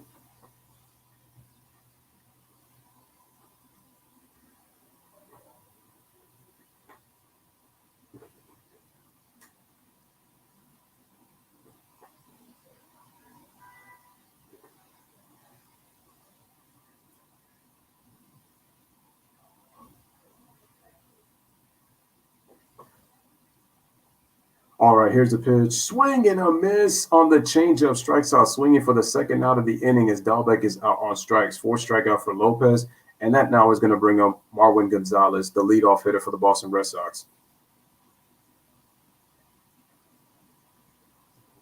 I'm going to say this, man. If the Miami Heat make the NBA Finals, the Lakers are going to win the title once again. You know why? I'm going to tell you why. Because now this is going to be LeBron's payback in terms of the fact that he lost 3 out of 4 titles to Golden State. They're going to make it up by facing the Miami Heat. And what seed is the Miami Heat currently? They're 6th. Last year, they were 5th in the bubble. To me, it's embarrassing if the Lakers, they're going to say, all right, the ball is hit, it's popped up, and it's going to be out of play, foul territory. McKenna giving a look, and it's going to be strike 1. My issue is they're gonna be like, oh, the Lakers are a 16 seed too. But let's face it, when fully healthy, the Lakers are 1 or 2 in the Western Conference easy. That's why. And I'm telling you once again, it's gonna be another narrative, and they're gonna run with it. It's gonna be another narrative, and they're gonna run with it. Okay, here's the 0-1 swing, and it's gonna be fouled away for strike 2. So we have an 0-2 count real quick. Lopez is at 61 pitches. He's pitched very well so far. 4 2/3 innings of 1-run baseball. Smash the like, hit that subscribe. Make sure to share, ladies and gentlemen. Listen, Jimmy Butler, he deserves a championship ring, but the only team that really has a chance to win a championship in that Eastern Conference is the Brooklyn Nets. They're the most talented. And the pitch, and it's going to be a ball for 1-2.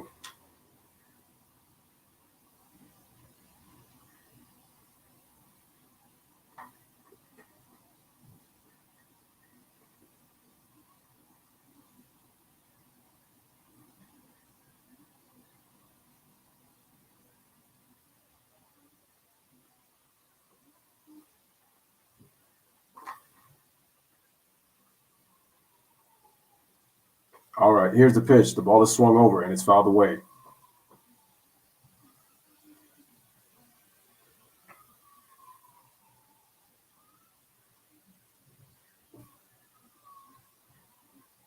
All right, the count is 1-2.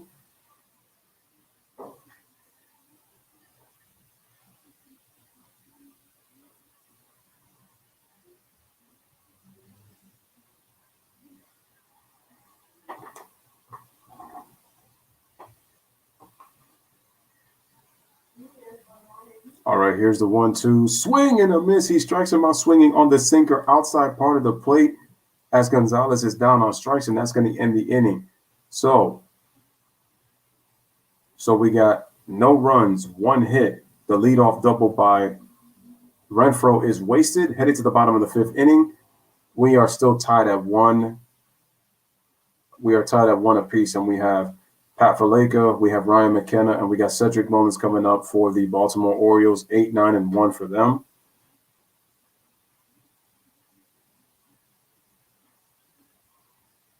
The Suns aren't going to do anything in the playoffs. I'm sorry, they're not. I just look at their team, and the fact that they lost to half of the Lakers roster, yeah, that's not going to do it for me.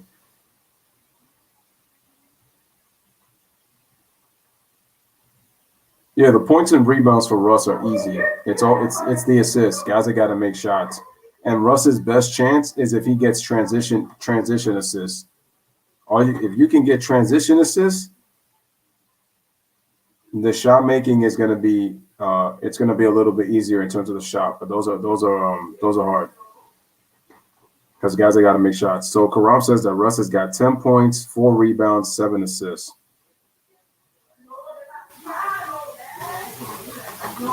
Who are the Wizards playing tonight?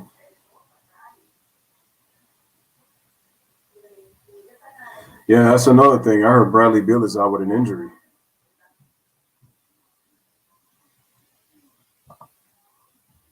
All right, man, headed to the bottom of the fifth.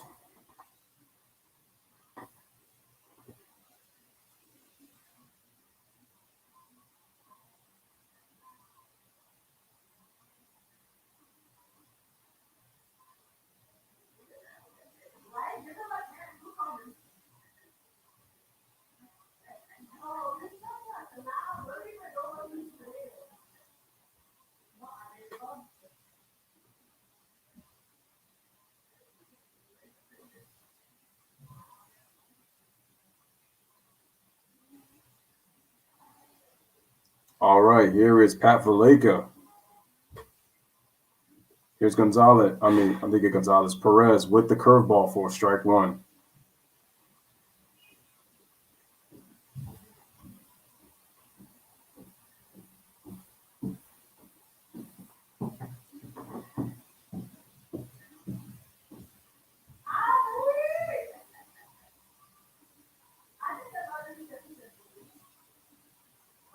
All right, here's the 0-1. Fouled away, strike two.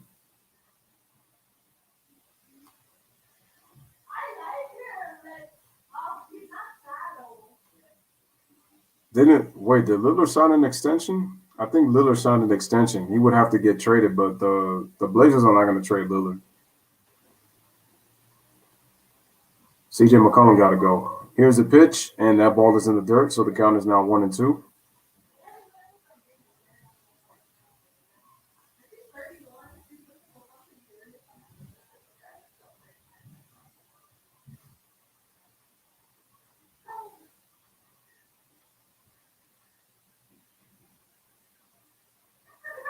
All right, here's the 1-2. Swung. The ball is hit over to right field. Going back.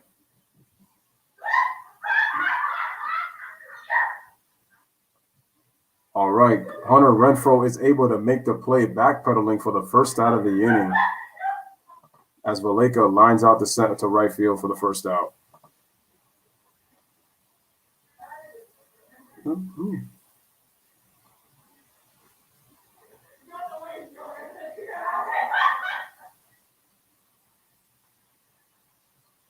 Smash the like, hit that subscribe. We now have Ryan McKenna, the right fielder for the Baltimore Orioles, coming up. 1 out away. Here is Perez on the pitch. Check swing, fouled away, strike one.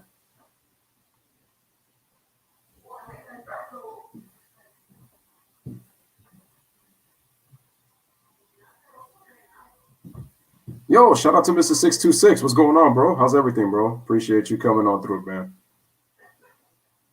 All right, here comes the pitch from Perez, and it is swung on, laced in the center field for a base hit as Verdugo fields it, and that's going to be a 1-out single for Ryan McKenna.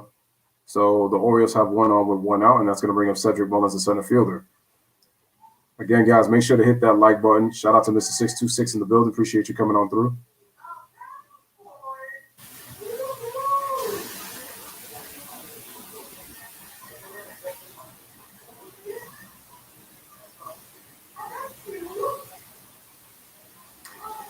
So far, it's been a pitcher's duel. Both pitchers have been economical right now through 4+ innings. All right, here's Cedric Mullins on the mound. And the pitch is going to be a strike in the middle of the plate for strike one on the sinker.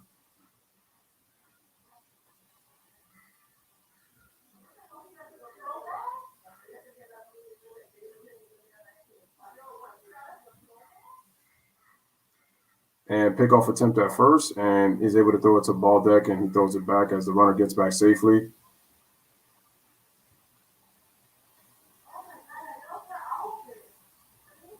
Russ is going to get the triple-double. If he's got that in the second quarter, he's going to get it.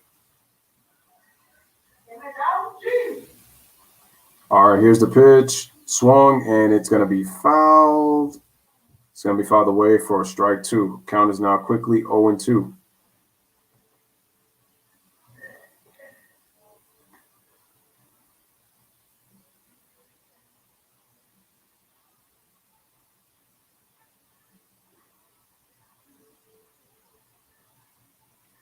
All right, you got the shift on. Bogarts is playing more to the left.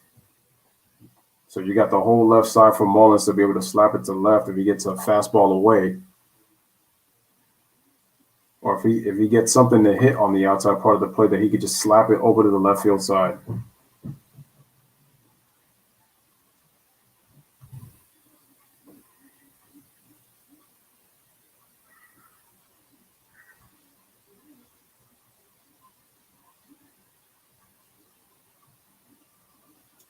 And the pitch, and the ball is hit, and it's going to be a pop fly. Hunter Renfroe is there for the second out of the inning. He makes the play.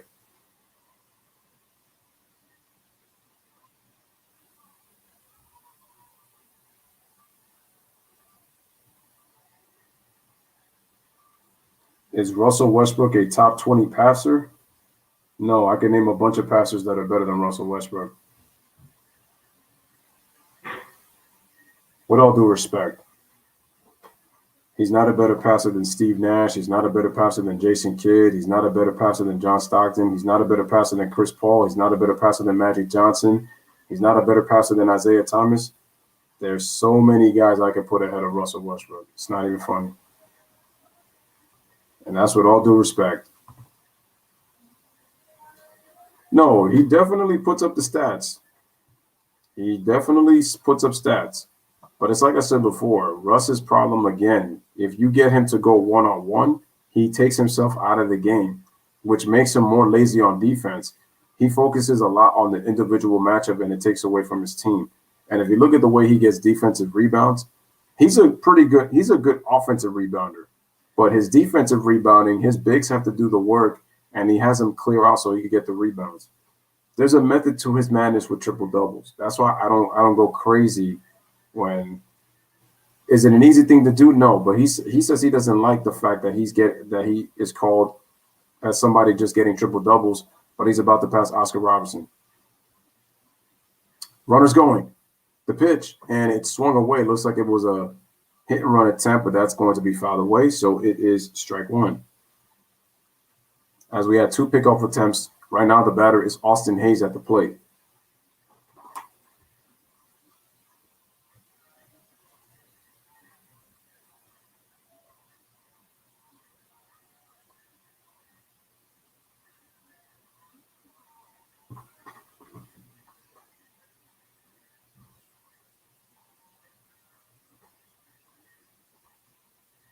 All right, once again, runner on first, 2 outs. Here's the pitch. Swing and a miss, strike 2 on the changeup. Quickly 0-2 count.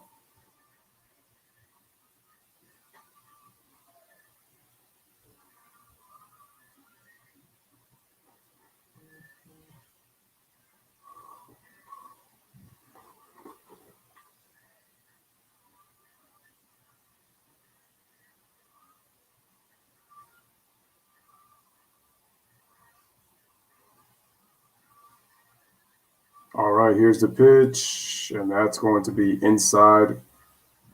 Count is 1-2.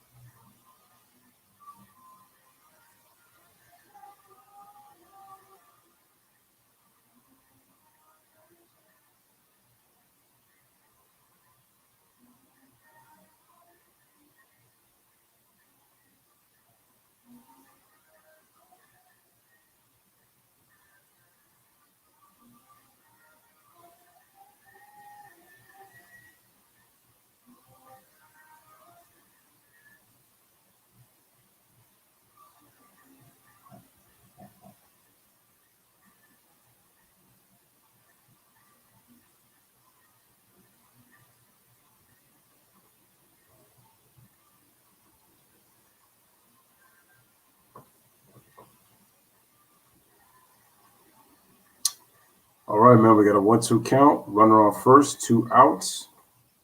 Bottom of the 5th inning right now. We are tied at 1 between the Red Sox and the Orioles here at Camden Yards.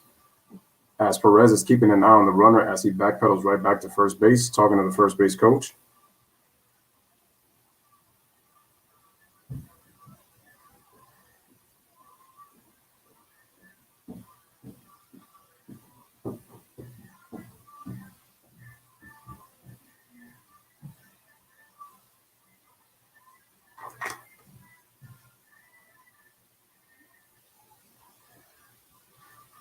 All right, so it looks like strategy is talking between Bogarts and Perez.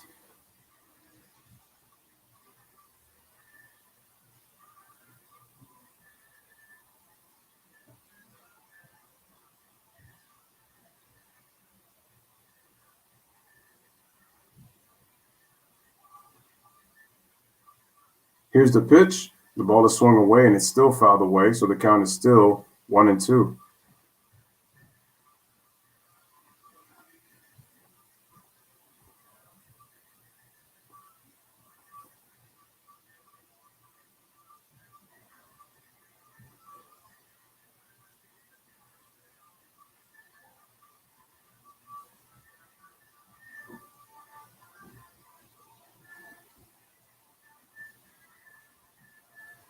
Here's the pitch. Swing and a miss. He strikes out swinging to end the inning.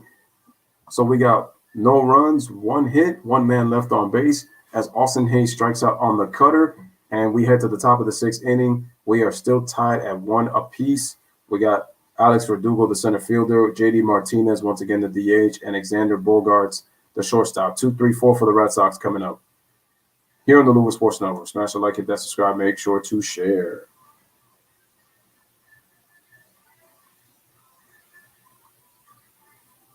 Oh, yeah, Portland has a lot of issues, and they're not going to go far.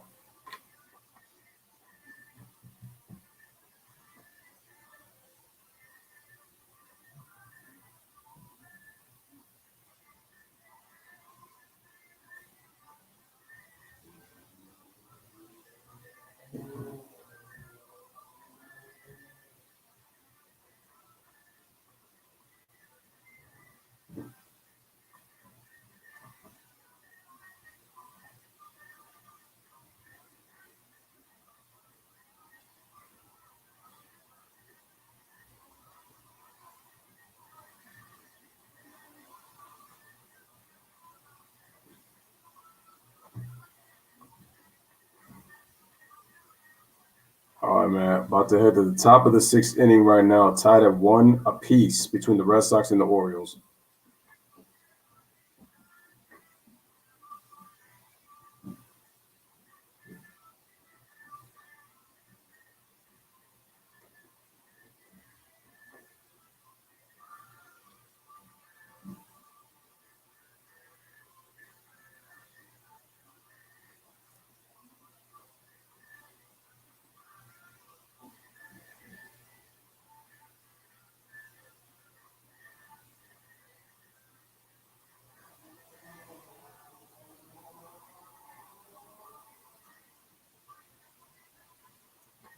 All right, guys, the Red Sox have left 3 men on base. The Baltimore Orioles have left 4 men on base. 1 run, 3 hits for the Red Sox with no errors. 1 run, 4 hits for the Baltimore Orioles, no errors by either team. Here is the pitch to Alex Verdugo, and that is a ball on the changeup, low for 1-0.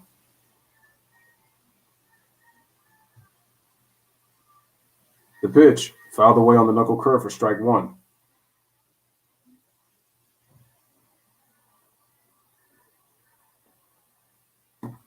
Karam says Charles Barkley cursed the Trailblazers. Yeah, he pretty much.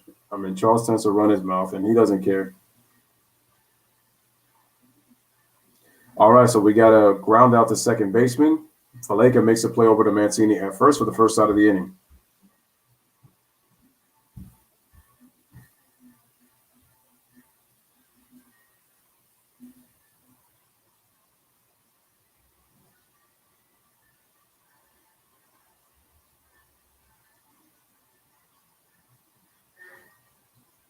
Tomoko says MLB can stand for Men Live for Beer. Well, I mean, live at baseball games. Men have beer. Here's the ground out to Freddie Galvez over to the shortstop for the second out of the inning, over to Trey Mancini as Martinez grounds out sharply. So now he is 2 for 3 for the second out of the inning. And that's going to bring up Xander Bogaerts, the shortstop.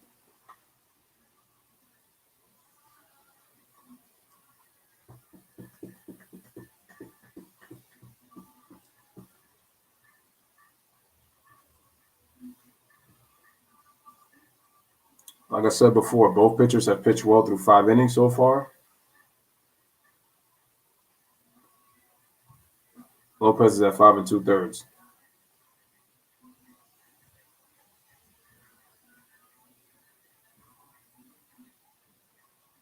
Here's the pitch, and the ball is hit, skied over the left field. Going back is the left fielder, but it's going to be fouled out of play by Xander Bogaerts on that hit, because that would have given the Red Sox a 2-1 lead.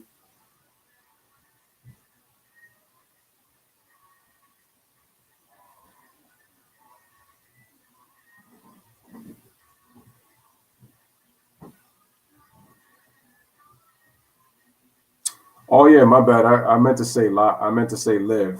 Live. I said live by mistake.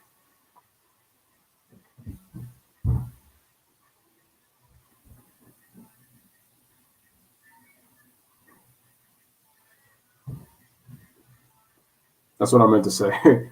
Men live for beer. That's what I meant to say. I said live by mistake. So yeah, I caught myself for that one.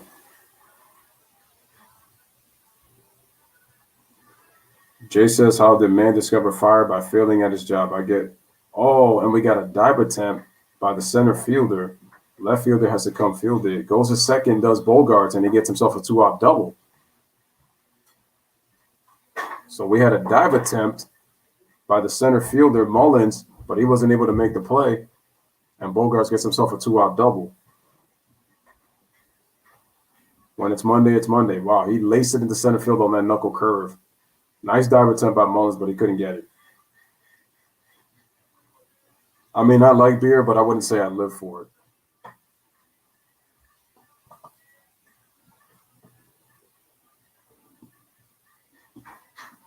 That is Bogaerts' 11th double of the season. Excuse me. Also, Lopez is actually going to be taken out. That's it for him. He's going to pitch 5 2/3, and that they're going to bring out the left-hander as we have a pitching change as we head on commercial break. Oh, I did not know this. Did you guys know that Tim Tebow is back in the NFL? He's going to sign with the Jacksonville Jaguars. I did not know that.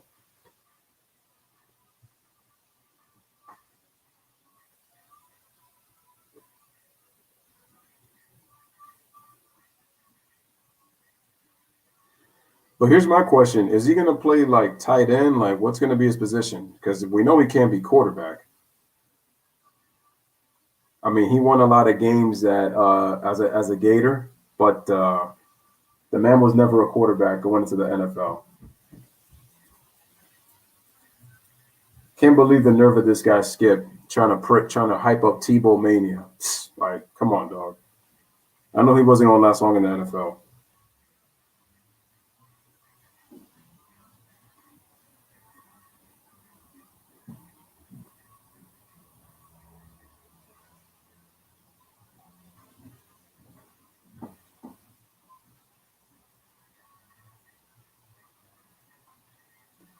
Yeah, Tomoko, I already said I was going to try to watch it, man. I said it in the beginning. I said at some point, just give me a chance because I've just been busy these last couple of days, so I haven't had the opportunity to watch. But I said I mentioned at the top that I will try to watch your video.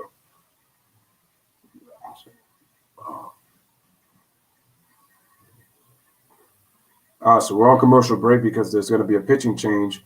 Oh, it's Tanner Scott of all people. He's actually had a good season so far, 2.51 ERA.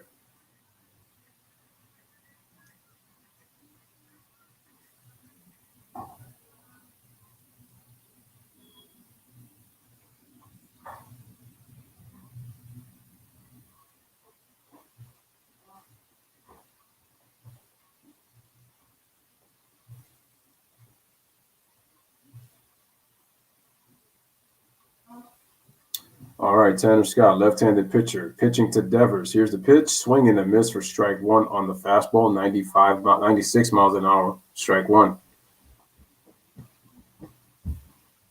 Low pitch solid, but he only threw 71 pitches, and his strike-to-ball ratio was great. Threw 58 strikes, 1 earned run, 4 hits, 5 strikeouts, no walks. He could have kept going. All right, here's the pitch by Scott, and that's going to be a ball. Tailing away on the fastball, ball one.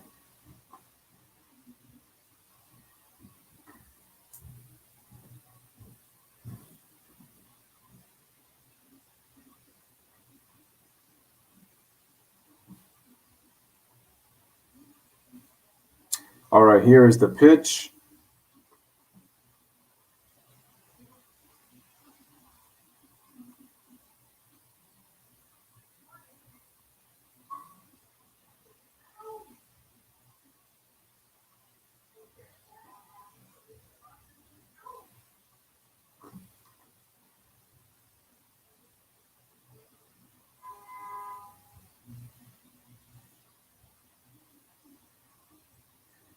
We got runner on second, which is Bogarts, 2 outs. Here's Devers at the plate on a 1-2 count by Tanner Scott.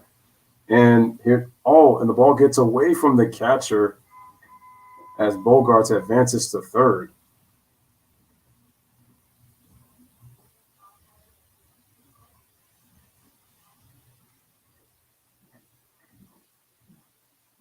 Yeah, that was a wild pitch.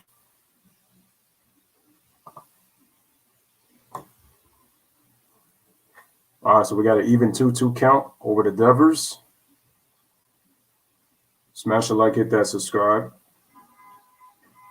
We are even at 2-2, 2 outs, runner on third. Here's the pitch. Swing and a miss. He strikes him out swinging, 97-mile-an-hour fastball to get out of the inning. So no harm, no damage done. So the Red Sox get 1 hit, runner left on base at third after the Rafael Devers strikeout. So we head to the bottom of the 6th inning. We are still tied at 1, folks.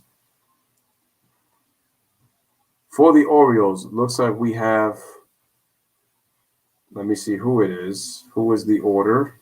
Can you please reveal it? It is Mancini, Ryan Mountcastle, and we have Severino.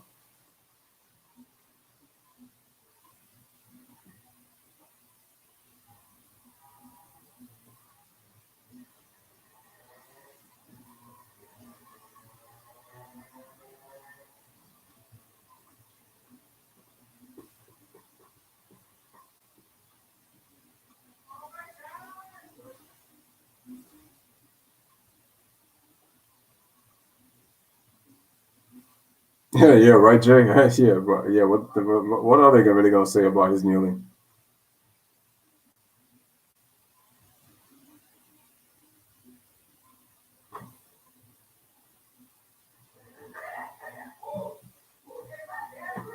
So the New York Knicks are looking to sign Kyle Lowry, Dennis Schroeder, or Lonzo Ball. Here's my issues with all 3 of them. Dennis Schroeder is going to want to start. Kyle Lowry is too old, and Lonzo Ball, he's Lonzo Ball.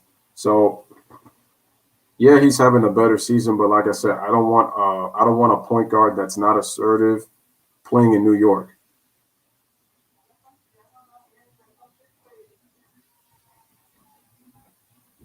Could he be good with Thibodeau? I don't know.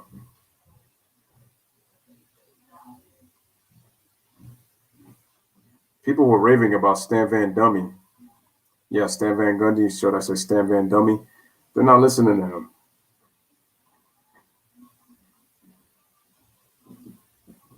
Like I said, look who their head coaches have been.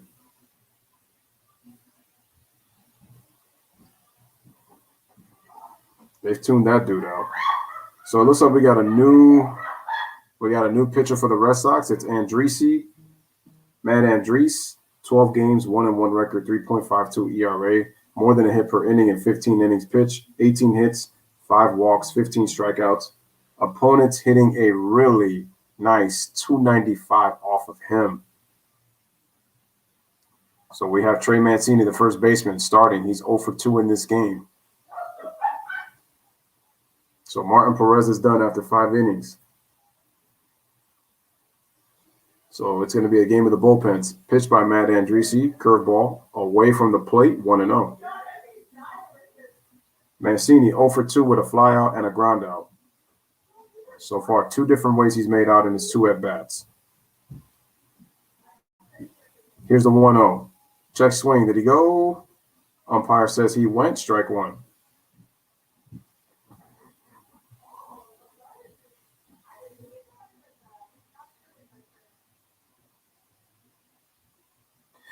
Yep, that's correct because the Blazers have their 1977 NBA title. The Thunder don't have one in team history. And yes, they're from Seattle. So, but, you know, Seattle's won what? They won their championship in 79. So they have to get past 1 because both teams are even when it comes to championships.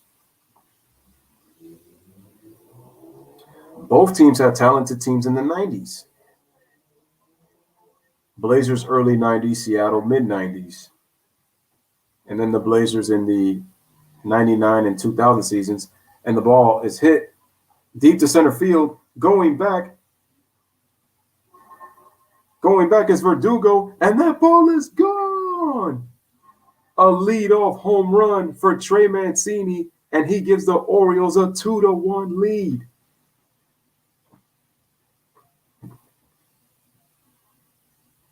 So home run for Mancini, second home run of the game for the Baltimore Orioles, and they take a 2-1 lead on the Boston Red Sox.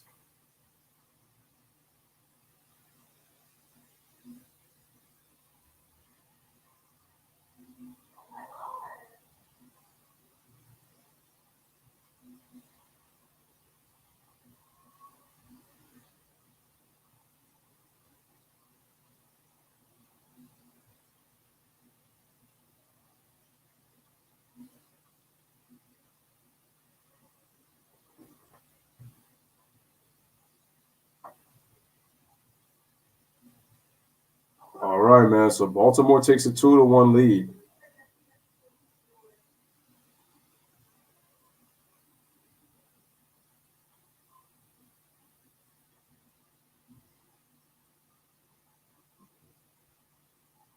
All right, so Matt gives up the home run. Here is Ryan Mountcastle, who got the first run of the game for Baltimore with a home run of his own on the first pitch off of Martin Perez. Here's the pitch from Matt, and the ball is laced over to the right side, gets past the first baseman in the right field for a base hit. The second baseman had to go all the way to right field to pick up that ball, and he gets himself a base hit and a leadoff single right now. So 2 straight hits for Baltimore. So Dahlbeck could not field that ball, goes under his glove into right field for a base hit. So Baltimore hitters in this inning, 2 for 2. Oh, wow. He tried to scoop it, and it just went off his glove, and it took a really crazy hop off his glove after it hit. Looks like Baldeck is flexing his jaw a little bit. It looks like it might have hit him in the jaw or maybe near the cheekbone when he tried to scoop up that baseball. And now we have Pedro Severino, the catcher, who's 2 for 2. Here's Matt with the pitch, and that's going to be strike 1. Well, with that home run and with that single, that batting average is going to go up. Severino has 2 singles in this game, so 2 for 2.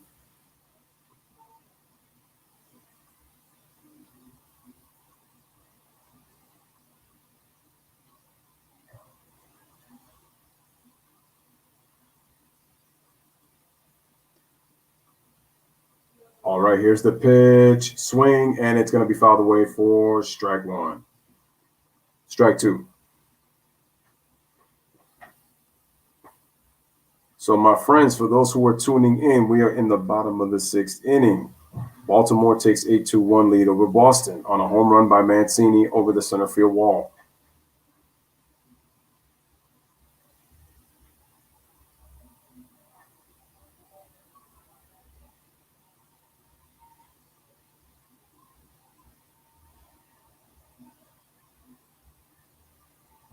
Okay, here's the pitch. The ball is fouled away. Strike 2 still. 0-2 is the count.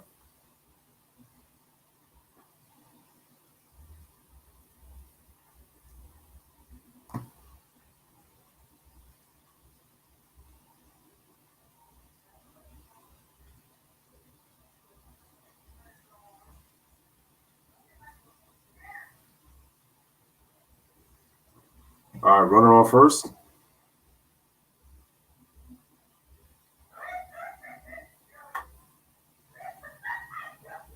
All right, here's the pitch by Matt. The ball is swung, and it's going to be laced over into right field, but that's going to be fouled away, so count is still 0-2. Tomoko says, Lewis makes sports sound exciting and melancholic at the same time. What makes you think that I make it sad. I can make it exciting and sad at the same time.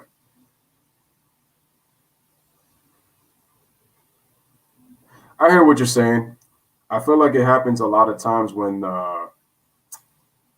I pour my emotion to it, when something happens, even if it's not somebody that I normally watch. You just kind of feel, it's the respect as an athlete that I give. Tomoko also says, I'm beginning to pay attention to Lewis's commentary more because I'm sort of beginning to understand what's going on. And, that's how you learn. When you listen to words, when you try to watch the games too, you can kind of start to decipher what's happening. So I'm basically giving you commentary for what I see. So that's what I do. Here's the pitch by Matt. Swung, hit over to the third baseman, over to the shortstop, back to the first baseman for the double play, to the second baseman. So that is a 6-4-3 double play. So I misspoke on that. It was fielded by Devers, thrown to Gonzalez, and then back to Baldeck for the double play to get 2 quick outs. So that's what happened. 6-4-3 double play.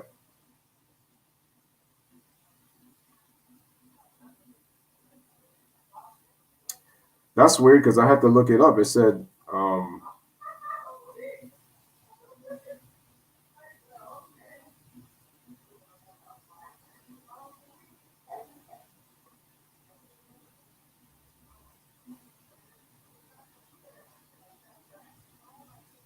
really? Am I looking up the wrong definition? Because what I saw is it says sadness and depression, because that's what I saw when I looked it up.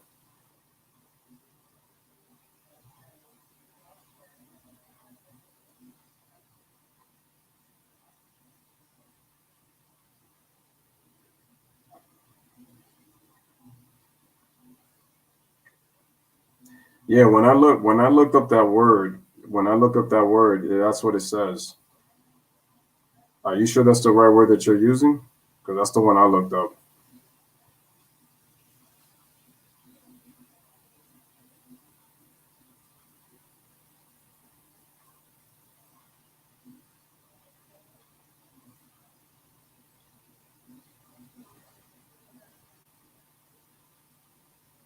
I'm thinking of sober thoughtfulness as a definition, so maybe there's something different there. Yeah, the spelling is right. It's just when I looked it up, it said it's pensive sadness and depression. So that's why when I saw that, I was like, well, I don't sound depressed when I usually. All right, here's the pitch over to Freddie Galvez, and that's going to be a strike. So we got a 2-2 count. Orioles take a 2-1 lead heading into the 7th inning. Well, I can't say heading to the 7th inning because we're still in the bottom of the 6th. But it's a 2-2 count after the double play. So Galvez, the shortstop, is on at the plate. We got 2 balls and 2 strikes. He just fouled the curveball for strike 2.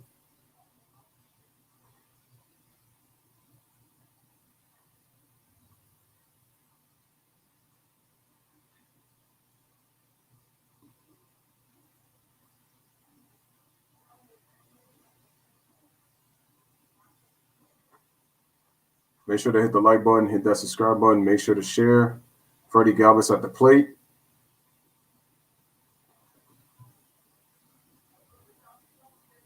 And the pitch. Full count, 3-2.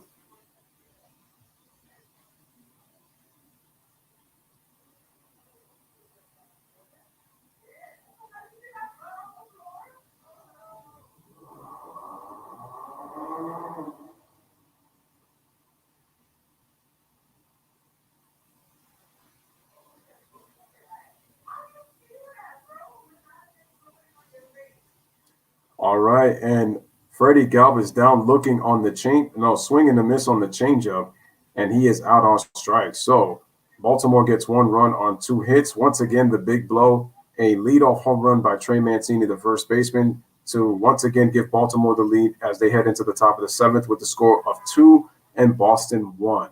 For the Red Sox, we have Christian Vasquez, the catcher. We have Hunter Renfroe, the right fielder, and we have Frankie Cordero, the left fielder, coming up for the Boston Red Sox. 6, 7, 8.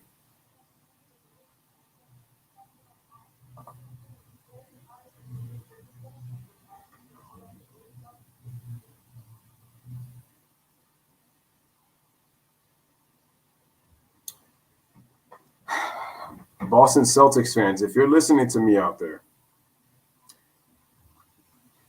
y'all boy Danny Ainge needs to go. Your boy Danny Ainge needs to go. He needs to be going.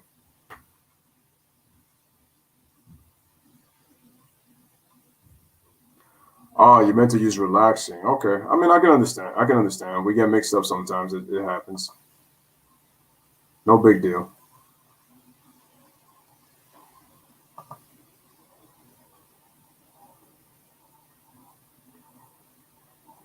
No big deal at all, my friend.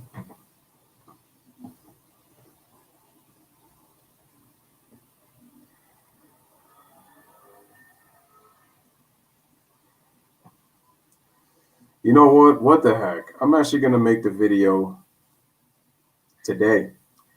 I'm going to talk about the 2016 NBA Finals. It's been a long time.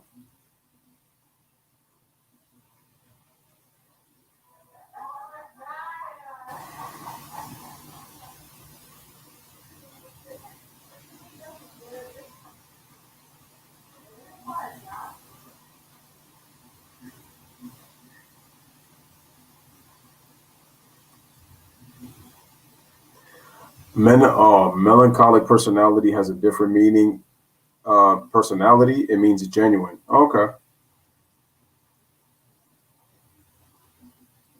Len Sakata.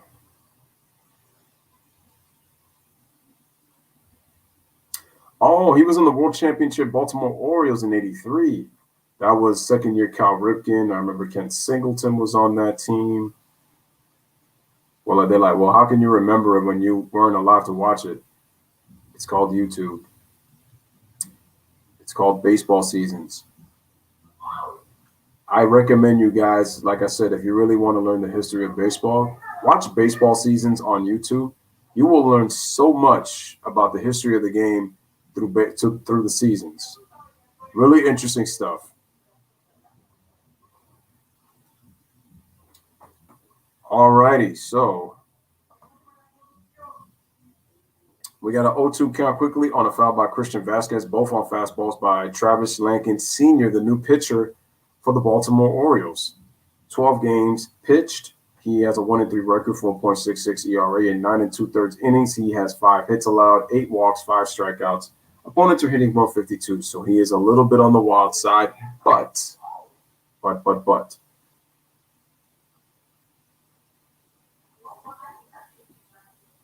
Because he has more walks than.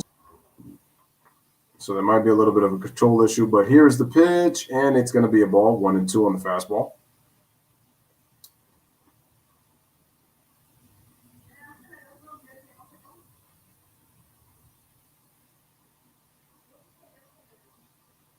And thank you, Jay, for mentioning the melancholic personality. I appreciate that. That gives me a better idea of what melancholic means, because melancholic meant, if you're just using the word melancholic, that's just basically, it's meant for sadness, pensiveness. Swing, and it's going to be a miss, and it's going to be a strikeout for Travis Lakin, as he strikes out Christian Vasquez for the first out of the inning. Looks like he struck him out on a slider. That slider looked filthy. Yep, that's a slider.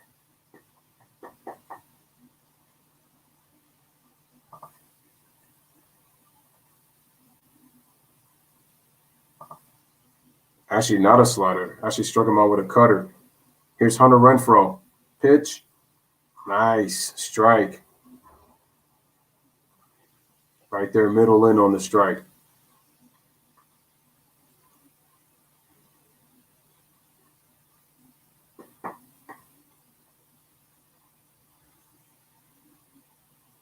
And the pitch.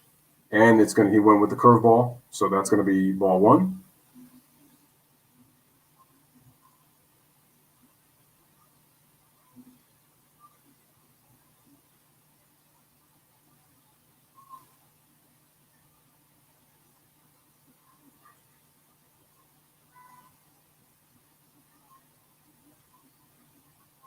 All right, a grounder hit over to Galvez, over to Mancini for the second out of the inning, 2 away, as Renfroe is out on a ground out. That's going to bring up Frankie Cordero, the left fielder for the Boston Red Sox, here in the top of the 7th inning.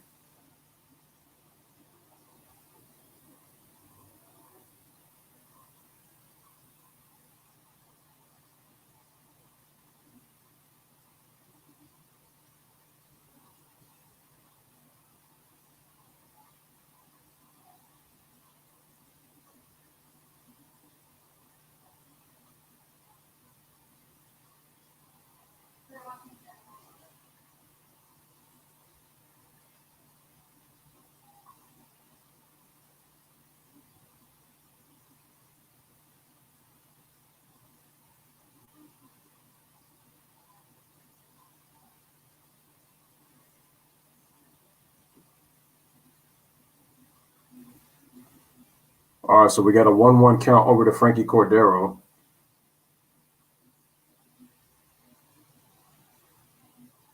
Travis gets set. Here's the pitch. That's going to be a ball. Count is now 2-1.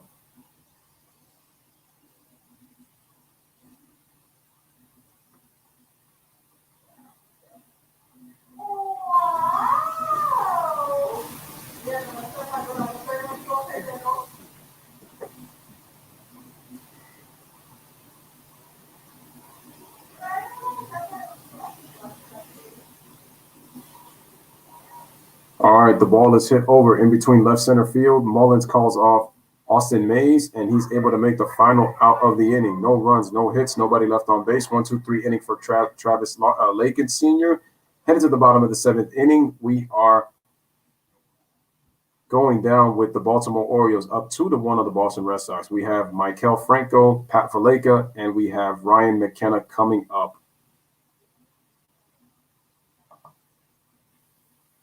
For the Baltimore Orioles.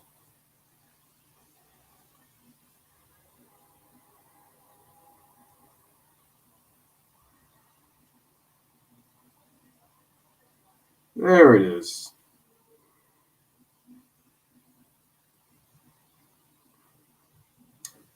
All right, folks, if you think I'm done, I'm not done tonight. We're going to take a little break after I do this game. But we're coming back with basketball because I really need to dispel some narratives out here because it's really getting ridiculous as to why I don't understand what is it about this that it just continues to be a narrative out here in these NBA streets. But like I said, we're gonna take care of this.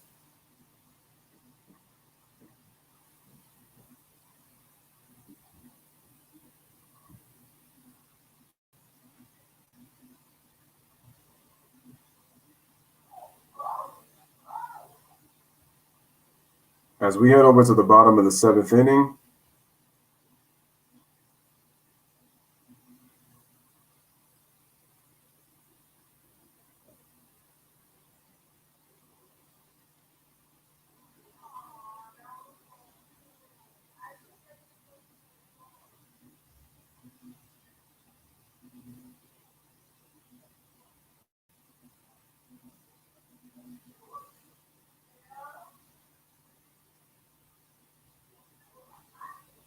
continue to smash a like, hit that subscribe, make sure to share this video, folks. Now I'm going to make the thumbnail, and I'm about to go in on this stuff. All right, man. Baltimore, 2 runs, 6 hits, no errors. Boston, 1 run, 4 hits, no errors.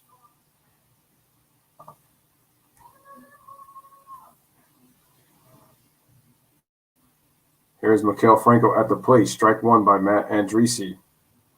Or Andreas, however you say his name.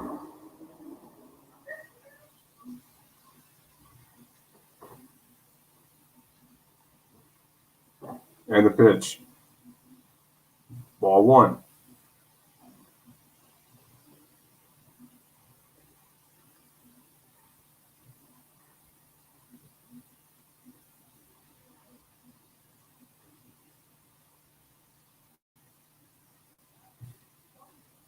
All right, the ball is hit over to the second baseman, Gonzalez, over the ball deck to make the first out of the inning. Nice play. Gets Franco out for the first out of the inning.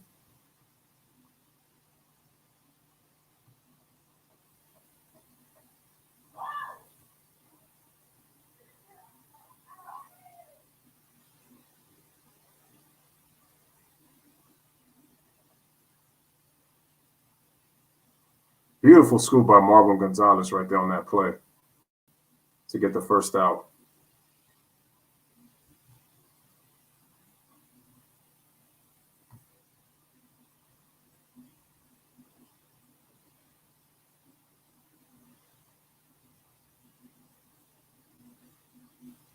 That's going to bring up Pat Valaika, who is 0 for 2 in this game. Make sure to hit the like. Here's a pitch by Matt, and that's going to be a ball, 1-0.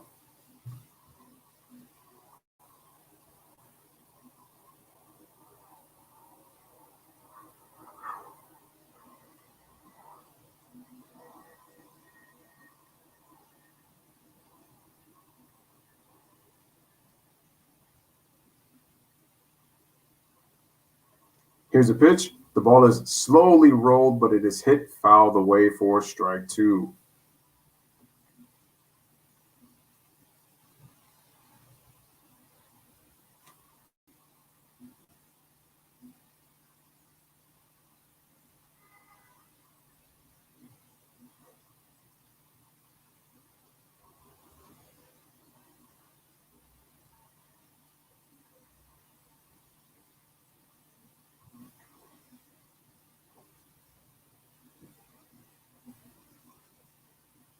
All right, here's the pitch. The ball is hit. It swung over to left field, going back, and it's going to be a foul ball. That ball looked like it had a chance to leave the ballpark, but nope, it's going to be a foul ball.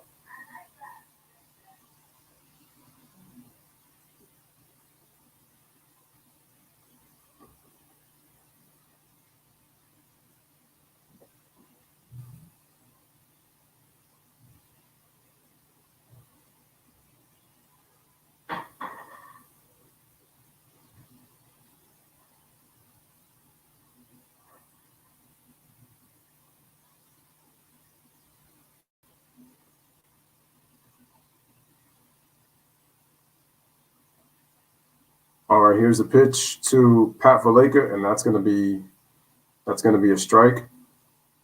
Fouled away. His count is now 0-1.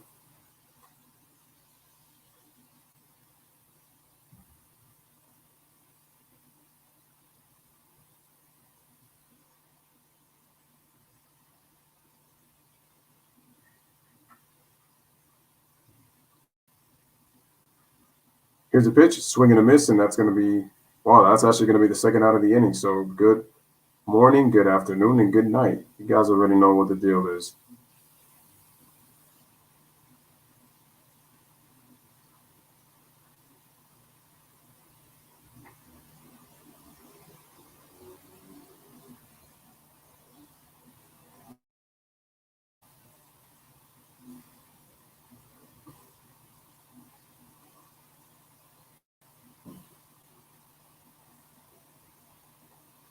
All right, here's the pitch, swing and a miss to Ryan McKenna, the right fielder, for strike 1. The number 9 hitter. 1 for 2 with a single and an RBI. Wait, why does it say RBI? He didn't drive in a run. It was Mancini and Mountcastle. They're the ones who drove the 2 runs, so I guess that must have been a mistake. Anyway, here's a pitch by Matt. Swing and a miss, strike 2 on the changeup. Threw him a curveball for the first pitch, came back with a changeup for the second one. So the count is quickly at 0-2.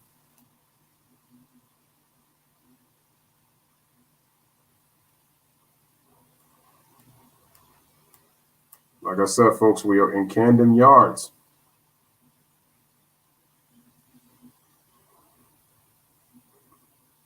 Here is the pitch, and that ball is going to be tailing away for ball 1. Count is 1-2.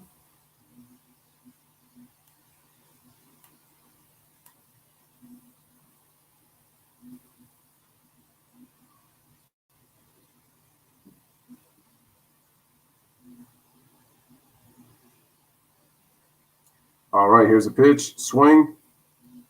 It's hit over to the second baseman. Gonzalez fields it over to Baldeck for the final out of the inning. No runs, no hits, nobody left on base. 1-2-3 inning for Matt Andriese. Headed to the top of the 8th inning. Baltimore leads Boston by the score of 2-1.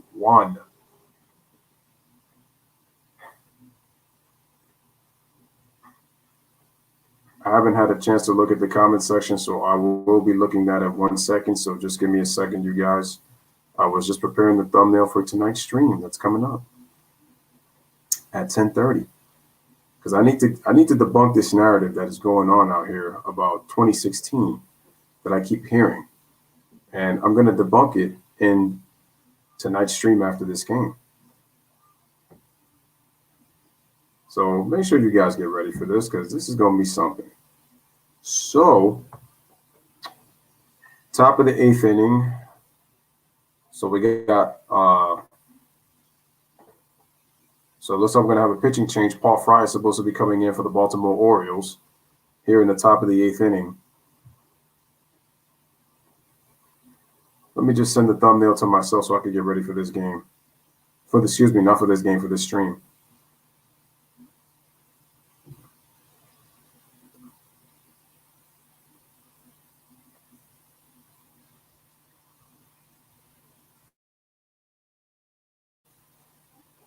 All right, so we got Bobby Dahlbeck.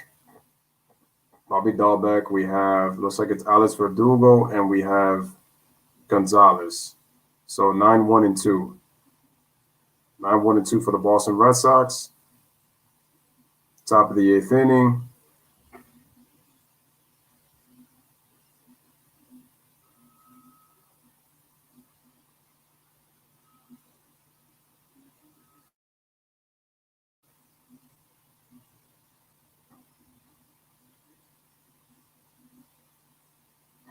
Okay, Jay says, yeah, I have no idea on the word. First time melancholy personality is what it gave me, often anxious.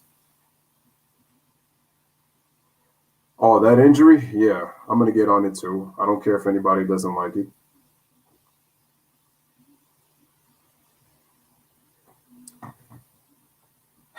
I just think the fact that people are get like so emotionally passionate, I think that's where the quote unquote hate comes from when it comes to the rivals. Now, I understand when it comes to the teams because they're in the heat of the moment, so they're going up against one another. So I can understand that. I believe there's respect. Sometimes it goes, they don't like them so much that there's disrespect. But again, fans become like way too emotionally involved. That's a problem. Here's a pitch to Bobby Dahlbeck.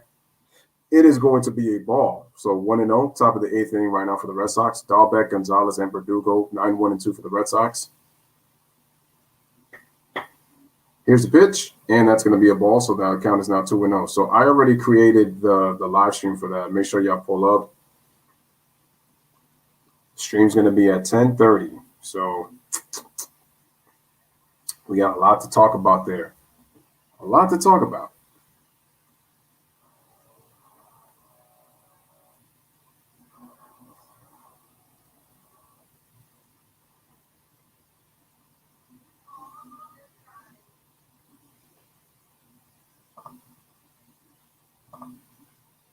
All right, so let me just set this up real quick. All right, so we got a 3-0 count by Paul Fry, the pitcher, left-hander, over to Baldeck, and that's going to be a strike right there. Fastball down the middle for strike one.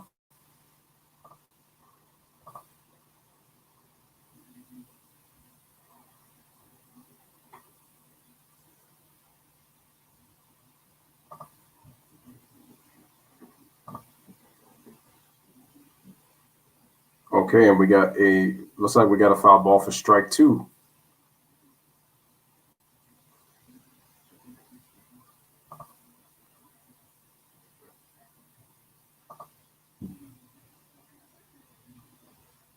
And the pitch, swing and a miss. He strikes him out swinging for the first out of the inning, one away.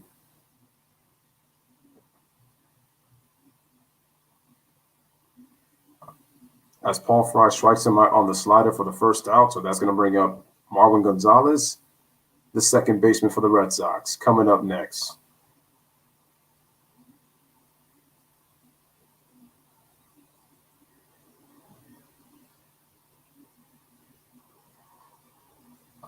Here's a pitch to him. It's going to be a ball on the slider, so count is 1-0.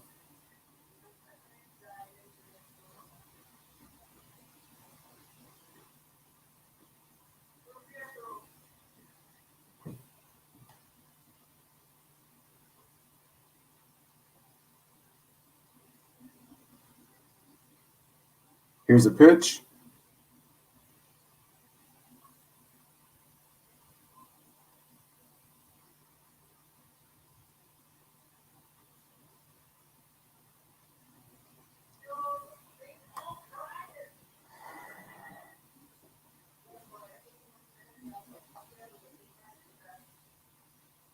And the pitch. It's going to be a strike.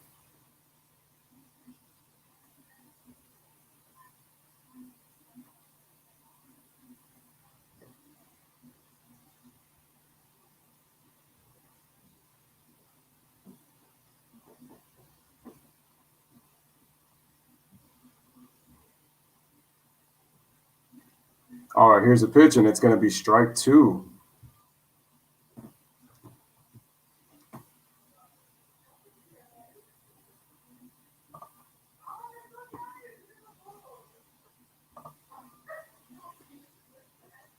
Back-to-back fastballs, getting a 2-2 count. Here is the 2-2 swing, and it's going to be fouled away, so count is still 2-2.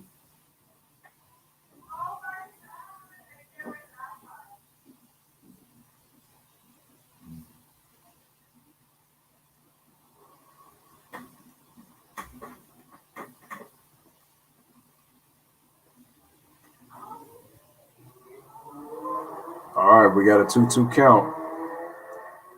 Here's the pitch. Swing. Oh, it's actually strike 3 as Gonzalez is down looking on the slider on the outside corner, 2 away as he's called out on strikes. Nice location on the slider right there, right on the left knee by Paul Fry. Good location. Really not a frame. Right there on the zone. Ooh, right there. Yep. Perfect. Perfect on the corner right there. Nice.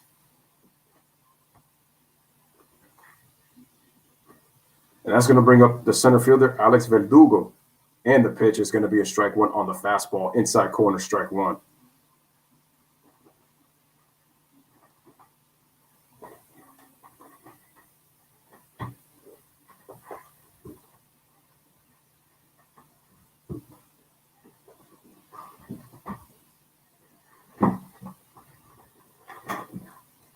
Again, folks, here in Camden Yards, Lewis Sports Network, top of the 8th inning. Here is the pitch by Paul Fry, swing and a miss on the fastball, 94 miles an hour, up on the letters for strike 2.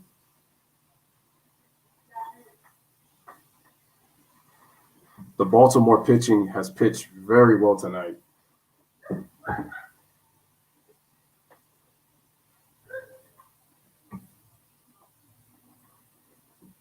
And the pitch. Ball in the dirt, so that's going to be 1-2.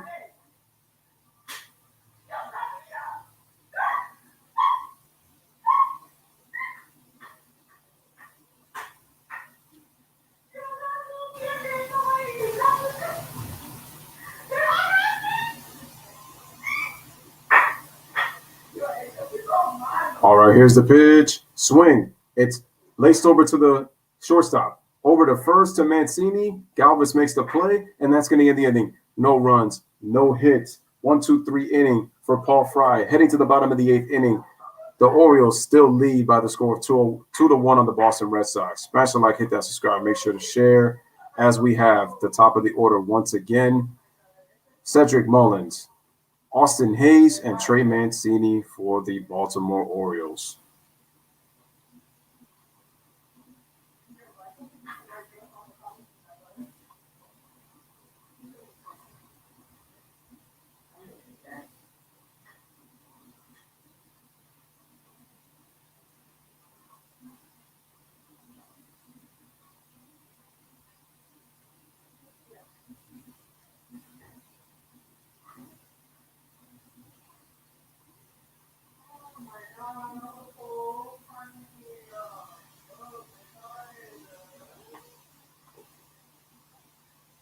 By the way, Jay, I don't know if you've seen it. Have you seen the thumbnail that I put?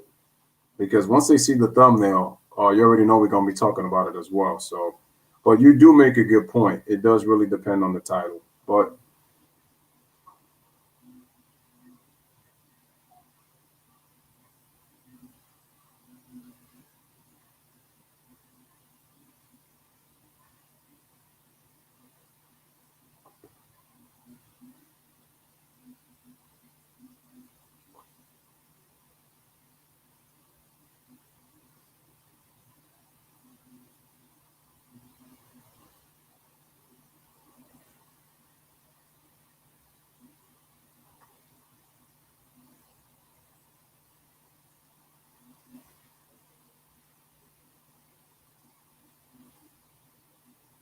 All right, so they're just showing a recap of how Baltimore got their 2 runs. It was home runs by Mancini and by Ryan Mountcastle. Those are the only runs of the games for Baltimore. And for the Boston Red Sox, their run was actually gotten off of a sac fly. I think it was by Bogarts. I think he got the sac fly that brought in JD Martinez for their only run of the game. So it looks like Matt Andriese is back out on the mound, so he is going to be pitching the bottom of the 8th inning, at least to start. I don't know if Baltimore, if they happen to score or anything, if the ball pitch to Mullins is going to be a ball with the changeup. So we have a 1-0 count to Cedric Mullins, the center fielder.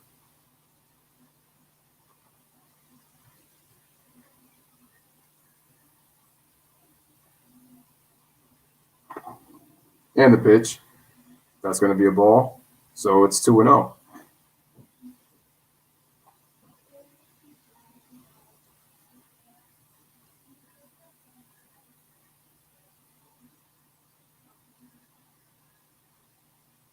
And the pitch is going to be a strike on the changeup, 2-1.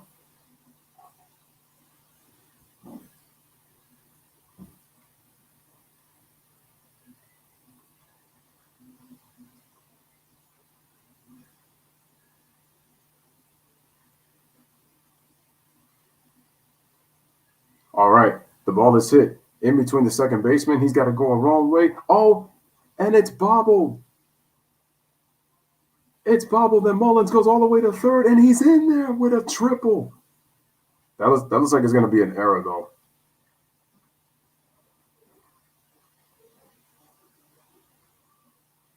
Wow, heads up base running by Cedric Mullins. He ran all the way.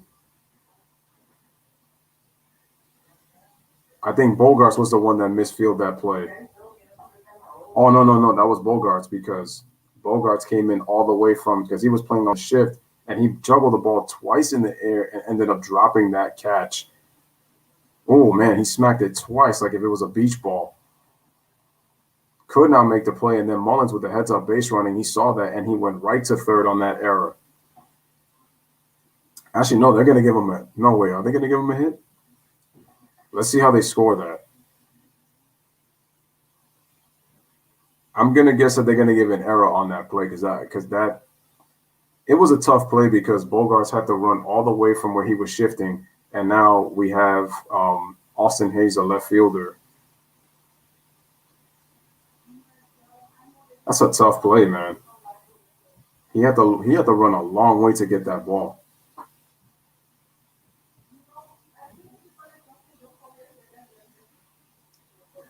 I'm going to bring it all right.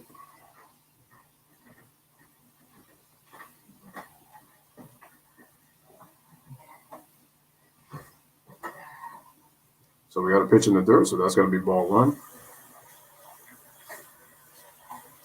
Also, they scored it a triple. So Cedric Mullins gets his first hit of the game, so he's 1 for 4, and that's going to be a triple. So with no outs, they already got a runner in scoring position for the Baltimore Orioles. They can add insurance heading into the 9th inning.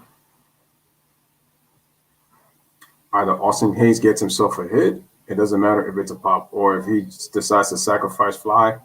It gives Baltimore an insurance run right here. Here's a pitch, and that's going to be a ball. So the count is now 2-0.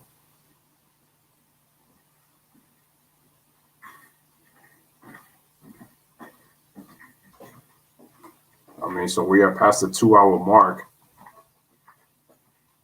How many hours we've been on this stream? So that's going to be 2.5 hours.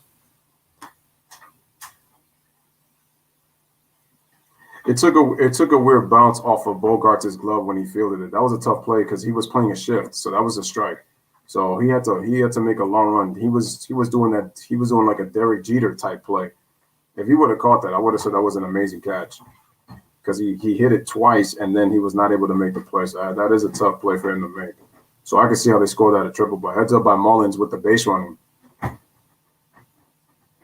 He saw Bogarts bubble, then he kept going it all the way. So, and the pitch. That's going to be a strike. So the count is now 2-2.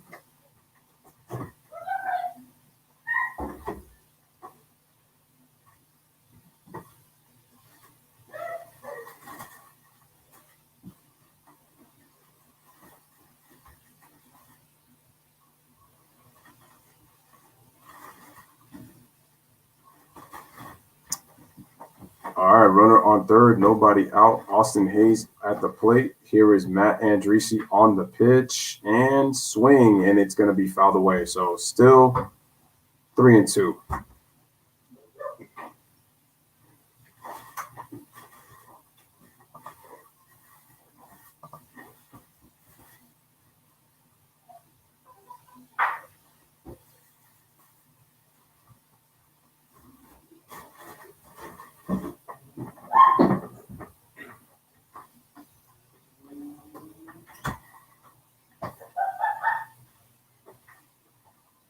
All right, we got a 3-2 count.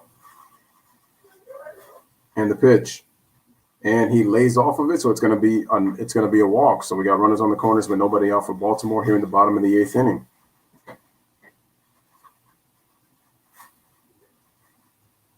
So we got Trey Mancini coming up, who hit a home run in his last at bat in the 6th inning to give the Orioles a 2-1 lead.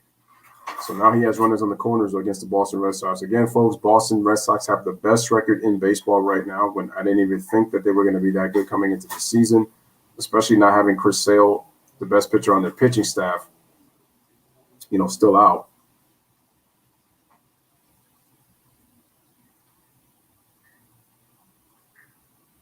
Yeah, I thought that was a good call, because I just said the fact that he had to run all the way from going past the second base bag all the way over to all the way back to the shortstop side, going to left field to try to make a play like that is really difficult. So that's why, and the fact that he was almost able to make the play, but he had to juggle it twice, that's just tough. The error would have been more for Devers if he made the play, but instead, because Bogarts went running after it, it makes sense why Mullins got the triple. And like I said, that was heads-up base running by Mullins, knowing that there's no outs, since he was leadoff and ran all the way to third once he saw that bobble ball. So that was heads-up play by Cedric Mullins. Here's the pitch by Matt Andriese, and the ball is hit. And it gets through for a base hit. Mullins scores. Mancini over to second. I'm sorry, not Mancini. Austin Hayes to second. It's an RBI single for Mancini, his second RBI of the game, and the Orioles take a 3-1 lead.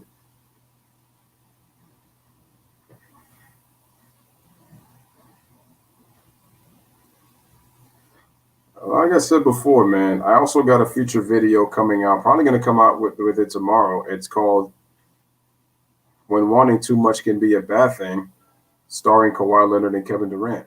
I had to do that as well, because you're talking about two forwards who thought they had the world on their palms.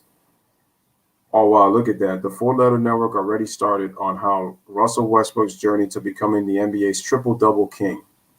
How nice. How very, very nice.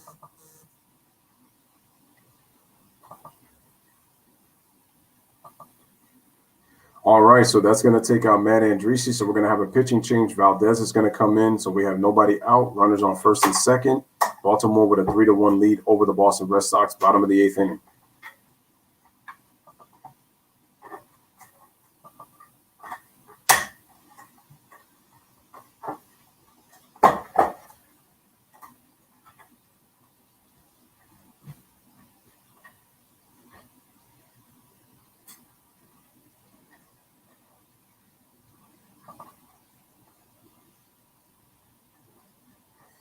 Well, for those who said the Red Sox suck, I mean,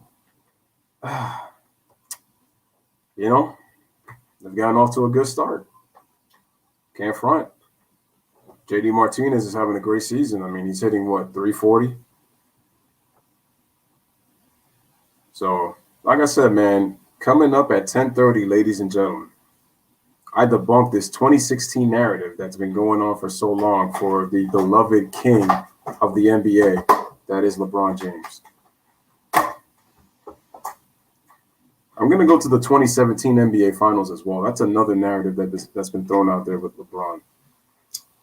But, because there hasn't been basketball content in a while, and I usually just do the games, but we need to change it to Narrative Basketball Association. So Jay is absolutely right. I'm gonna reread that, because that's what it's all about. What makes the best stories? Correct? Because here's the thing that really kills me. It's like you always have to mention all the good accomplishments to make sure that you're not hating. Once you get those pleasantries out the way, you're hating once you talk about the bad stuff. I don't get it. I really don't get it.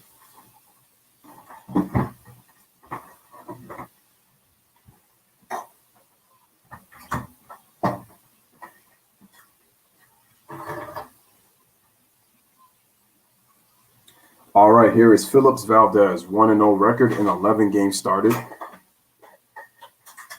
And Cedric Mullins talking to his teammates on him hustling all the way to third on that pop-up that Xander Bogaerts had to go chase all the way from the second base side over to the shortstop side going into left field.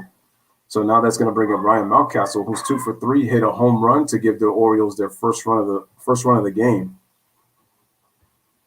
He hit it off of Perez. Here's the pitch by Valdez, and that's going to be a swing and a miss for strike 1. Double play intact with runners on first and second. Triple plays are very rare. That's why, you don't really see it happen often. They're very exciting when they get completed, that's for sure. Smash a like, hit that subscribe, make sure to share. Here's the pitch, swung over, and it's going to be fouled away for strike 1. Strike 2, excuse me. Strike 2. I cannot wait to do this stream. I'm telling you.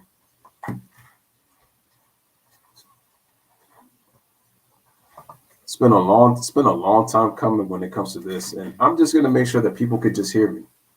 So hear me and hear me very, very well. By the way, did Russell Westbrook get the triple double? I know he had 10, 12, 5, and 8 last time I checked. I'm pretty sure he probably got it. Here's a pitch by Valdez. Swing and a miss. He strikes him out swinging for the first out of the inning, 1 away to Mountcastle as he pitches him inside on the changeup for the first out of the inning. Nice pitch location by Phillip. Woo, that changeup is filthy. Look at the movement on that changeup.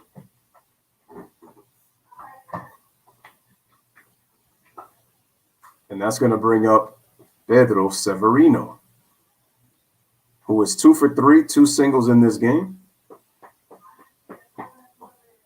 Bottom of the 8th inning here in Oriole Park, Camden Yards. Baltimore leads 3-1 over the Boston Red Sox.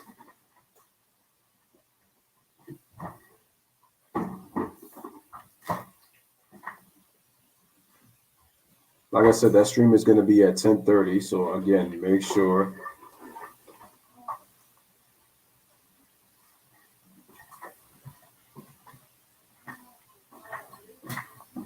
And the pitch, that's going to be fouled away for strike 2.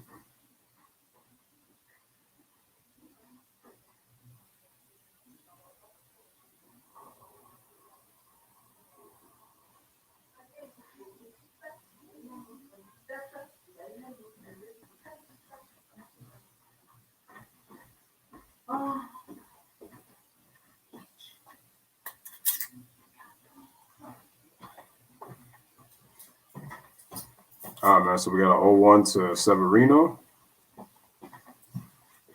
All right, there's a pitch, and it's going to be a ball down in the dirt. Count is now even at 1-1.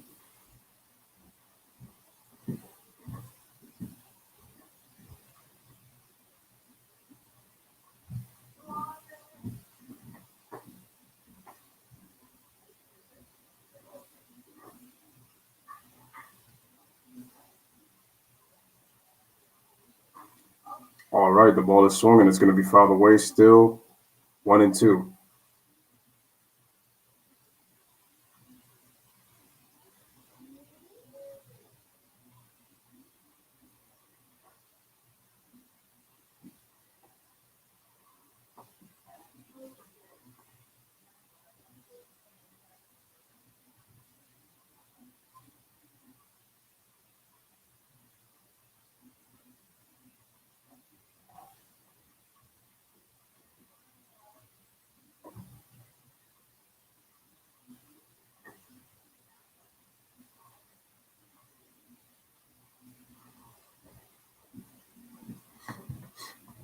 All right, so we got a runner on first, runner on second, 1 out. Severino at the plate trying to Add more insurance to the Baltimore Orioles as they lead 3-1 in the bottom of the 8th. Here's Philip Valdez with the pitch, and that changeup is off the plate. Count is even at 2-2.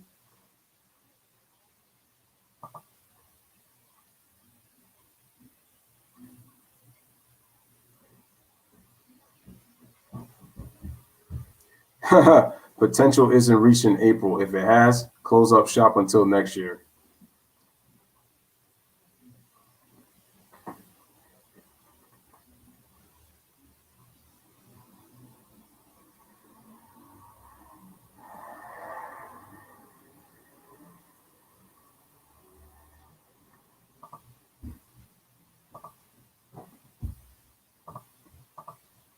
All right, we got an even 2-2 count.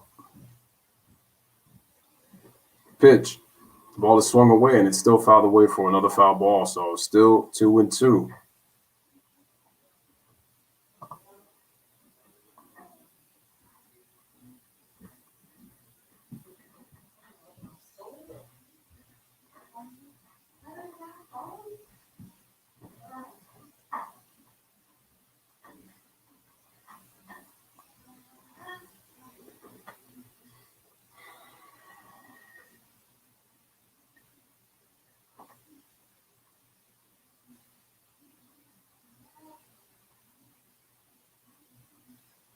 These guys are taking a really long time to get into this. Come on, like.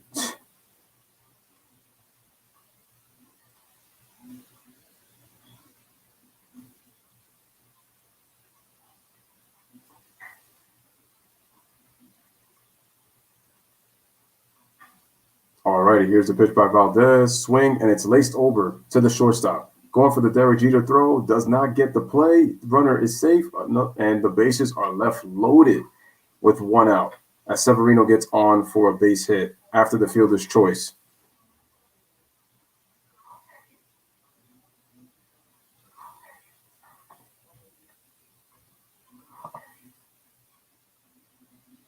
So Severino gets himself his 3rd hit after Bogarts tried to make the force out at second base to Gonzalez. So now that's going to bring up Freddie Galvez to shortstop. I mean, the Red Sox want to keep it 3-1 right here. They don't want to end up, making this a larger inning. Narrative Basketball Association will catch on. Oh, yeah, they will.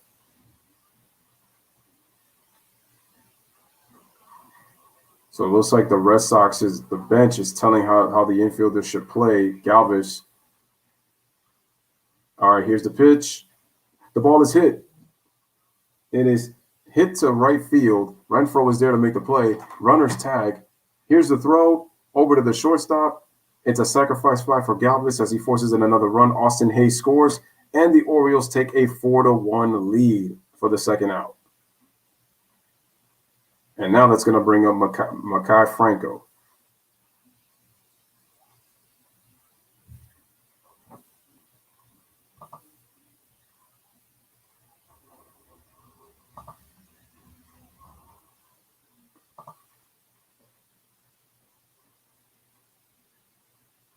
All right, so the Orioles get themselves 2 runs in this inning.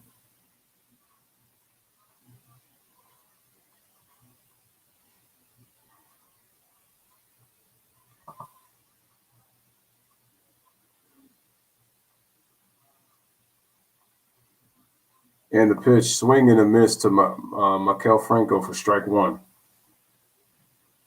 0 for 2, walked in the second inning.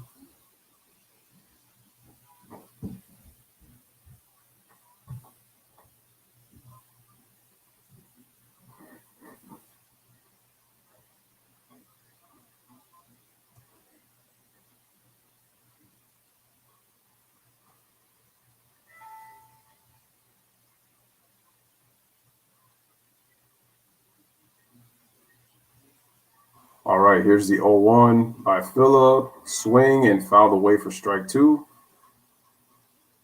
Runners on first and second. Baltimore with a 4-1 lead over the Boston Red Sox. Bottom of the 8th inning here in Camden Yards. Shout out to Pedro Walker in the building. What is up? What is up?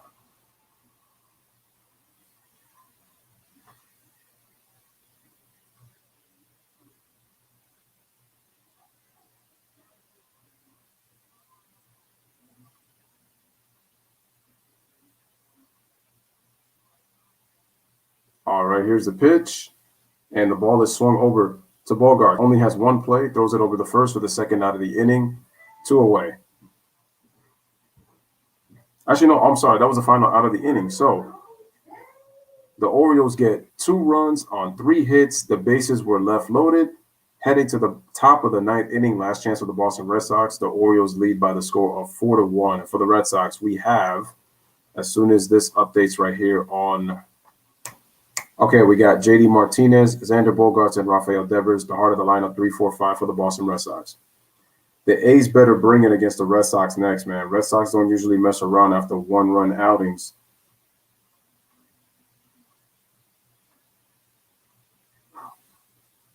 Wait a minute. Oh, yeah, that's right. The Athletics play the Red Sox next. The Pacers are playing the Cavaliers tonight, right?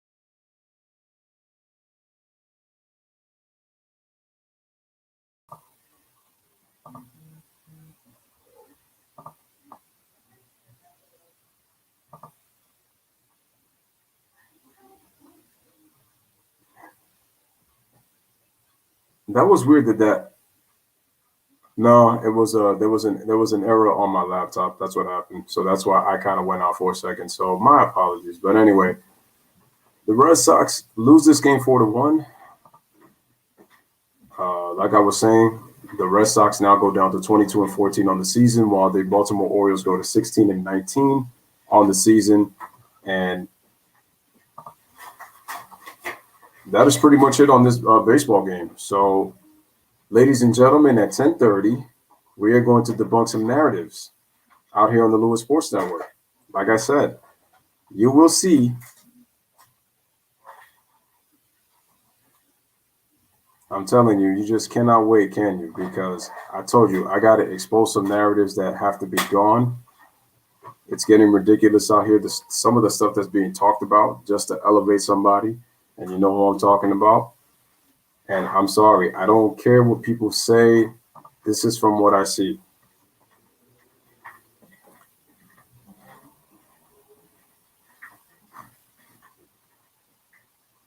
Yeah, they got to figure out that center position. That's a fact. I might even start the stream a little bit earlier. I think I might just take a little teeny tiny break and then start it at 10:15. That way it'll be much easier.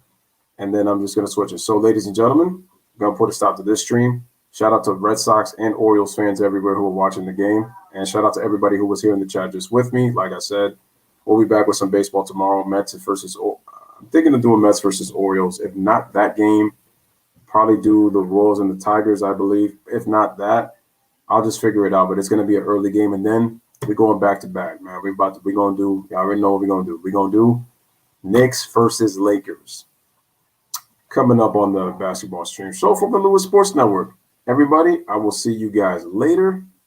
Continue to like the streams, continue to subscribe to the channel, and continue to share. All right? Have a wonderful time, and I will see you guys on the next stream coming up. Take care.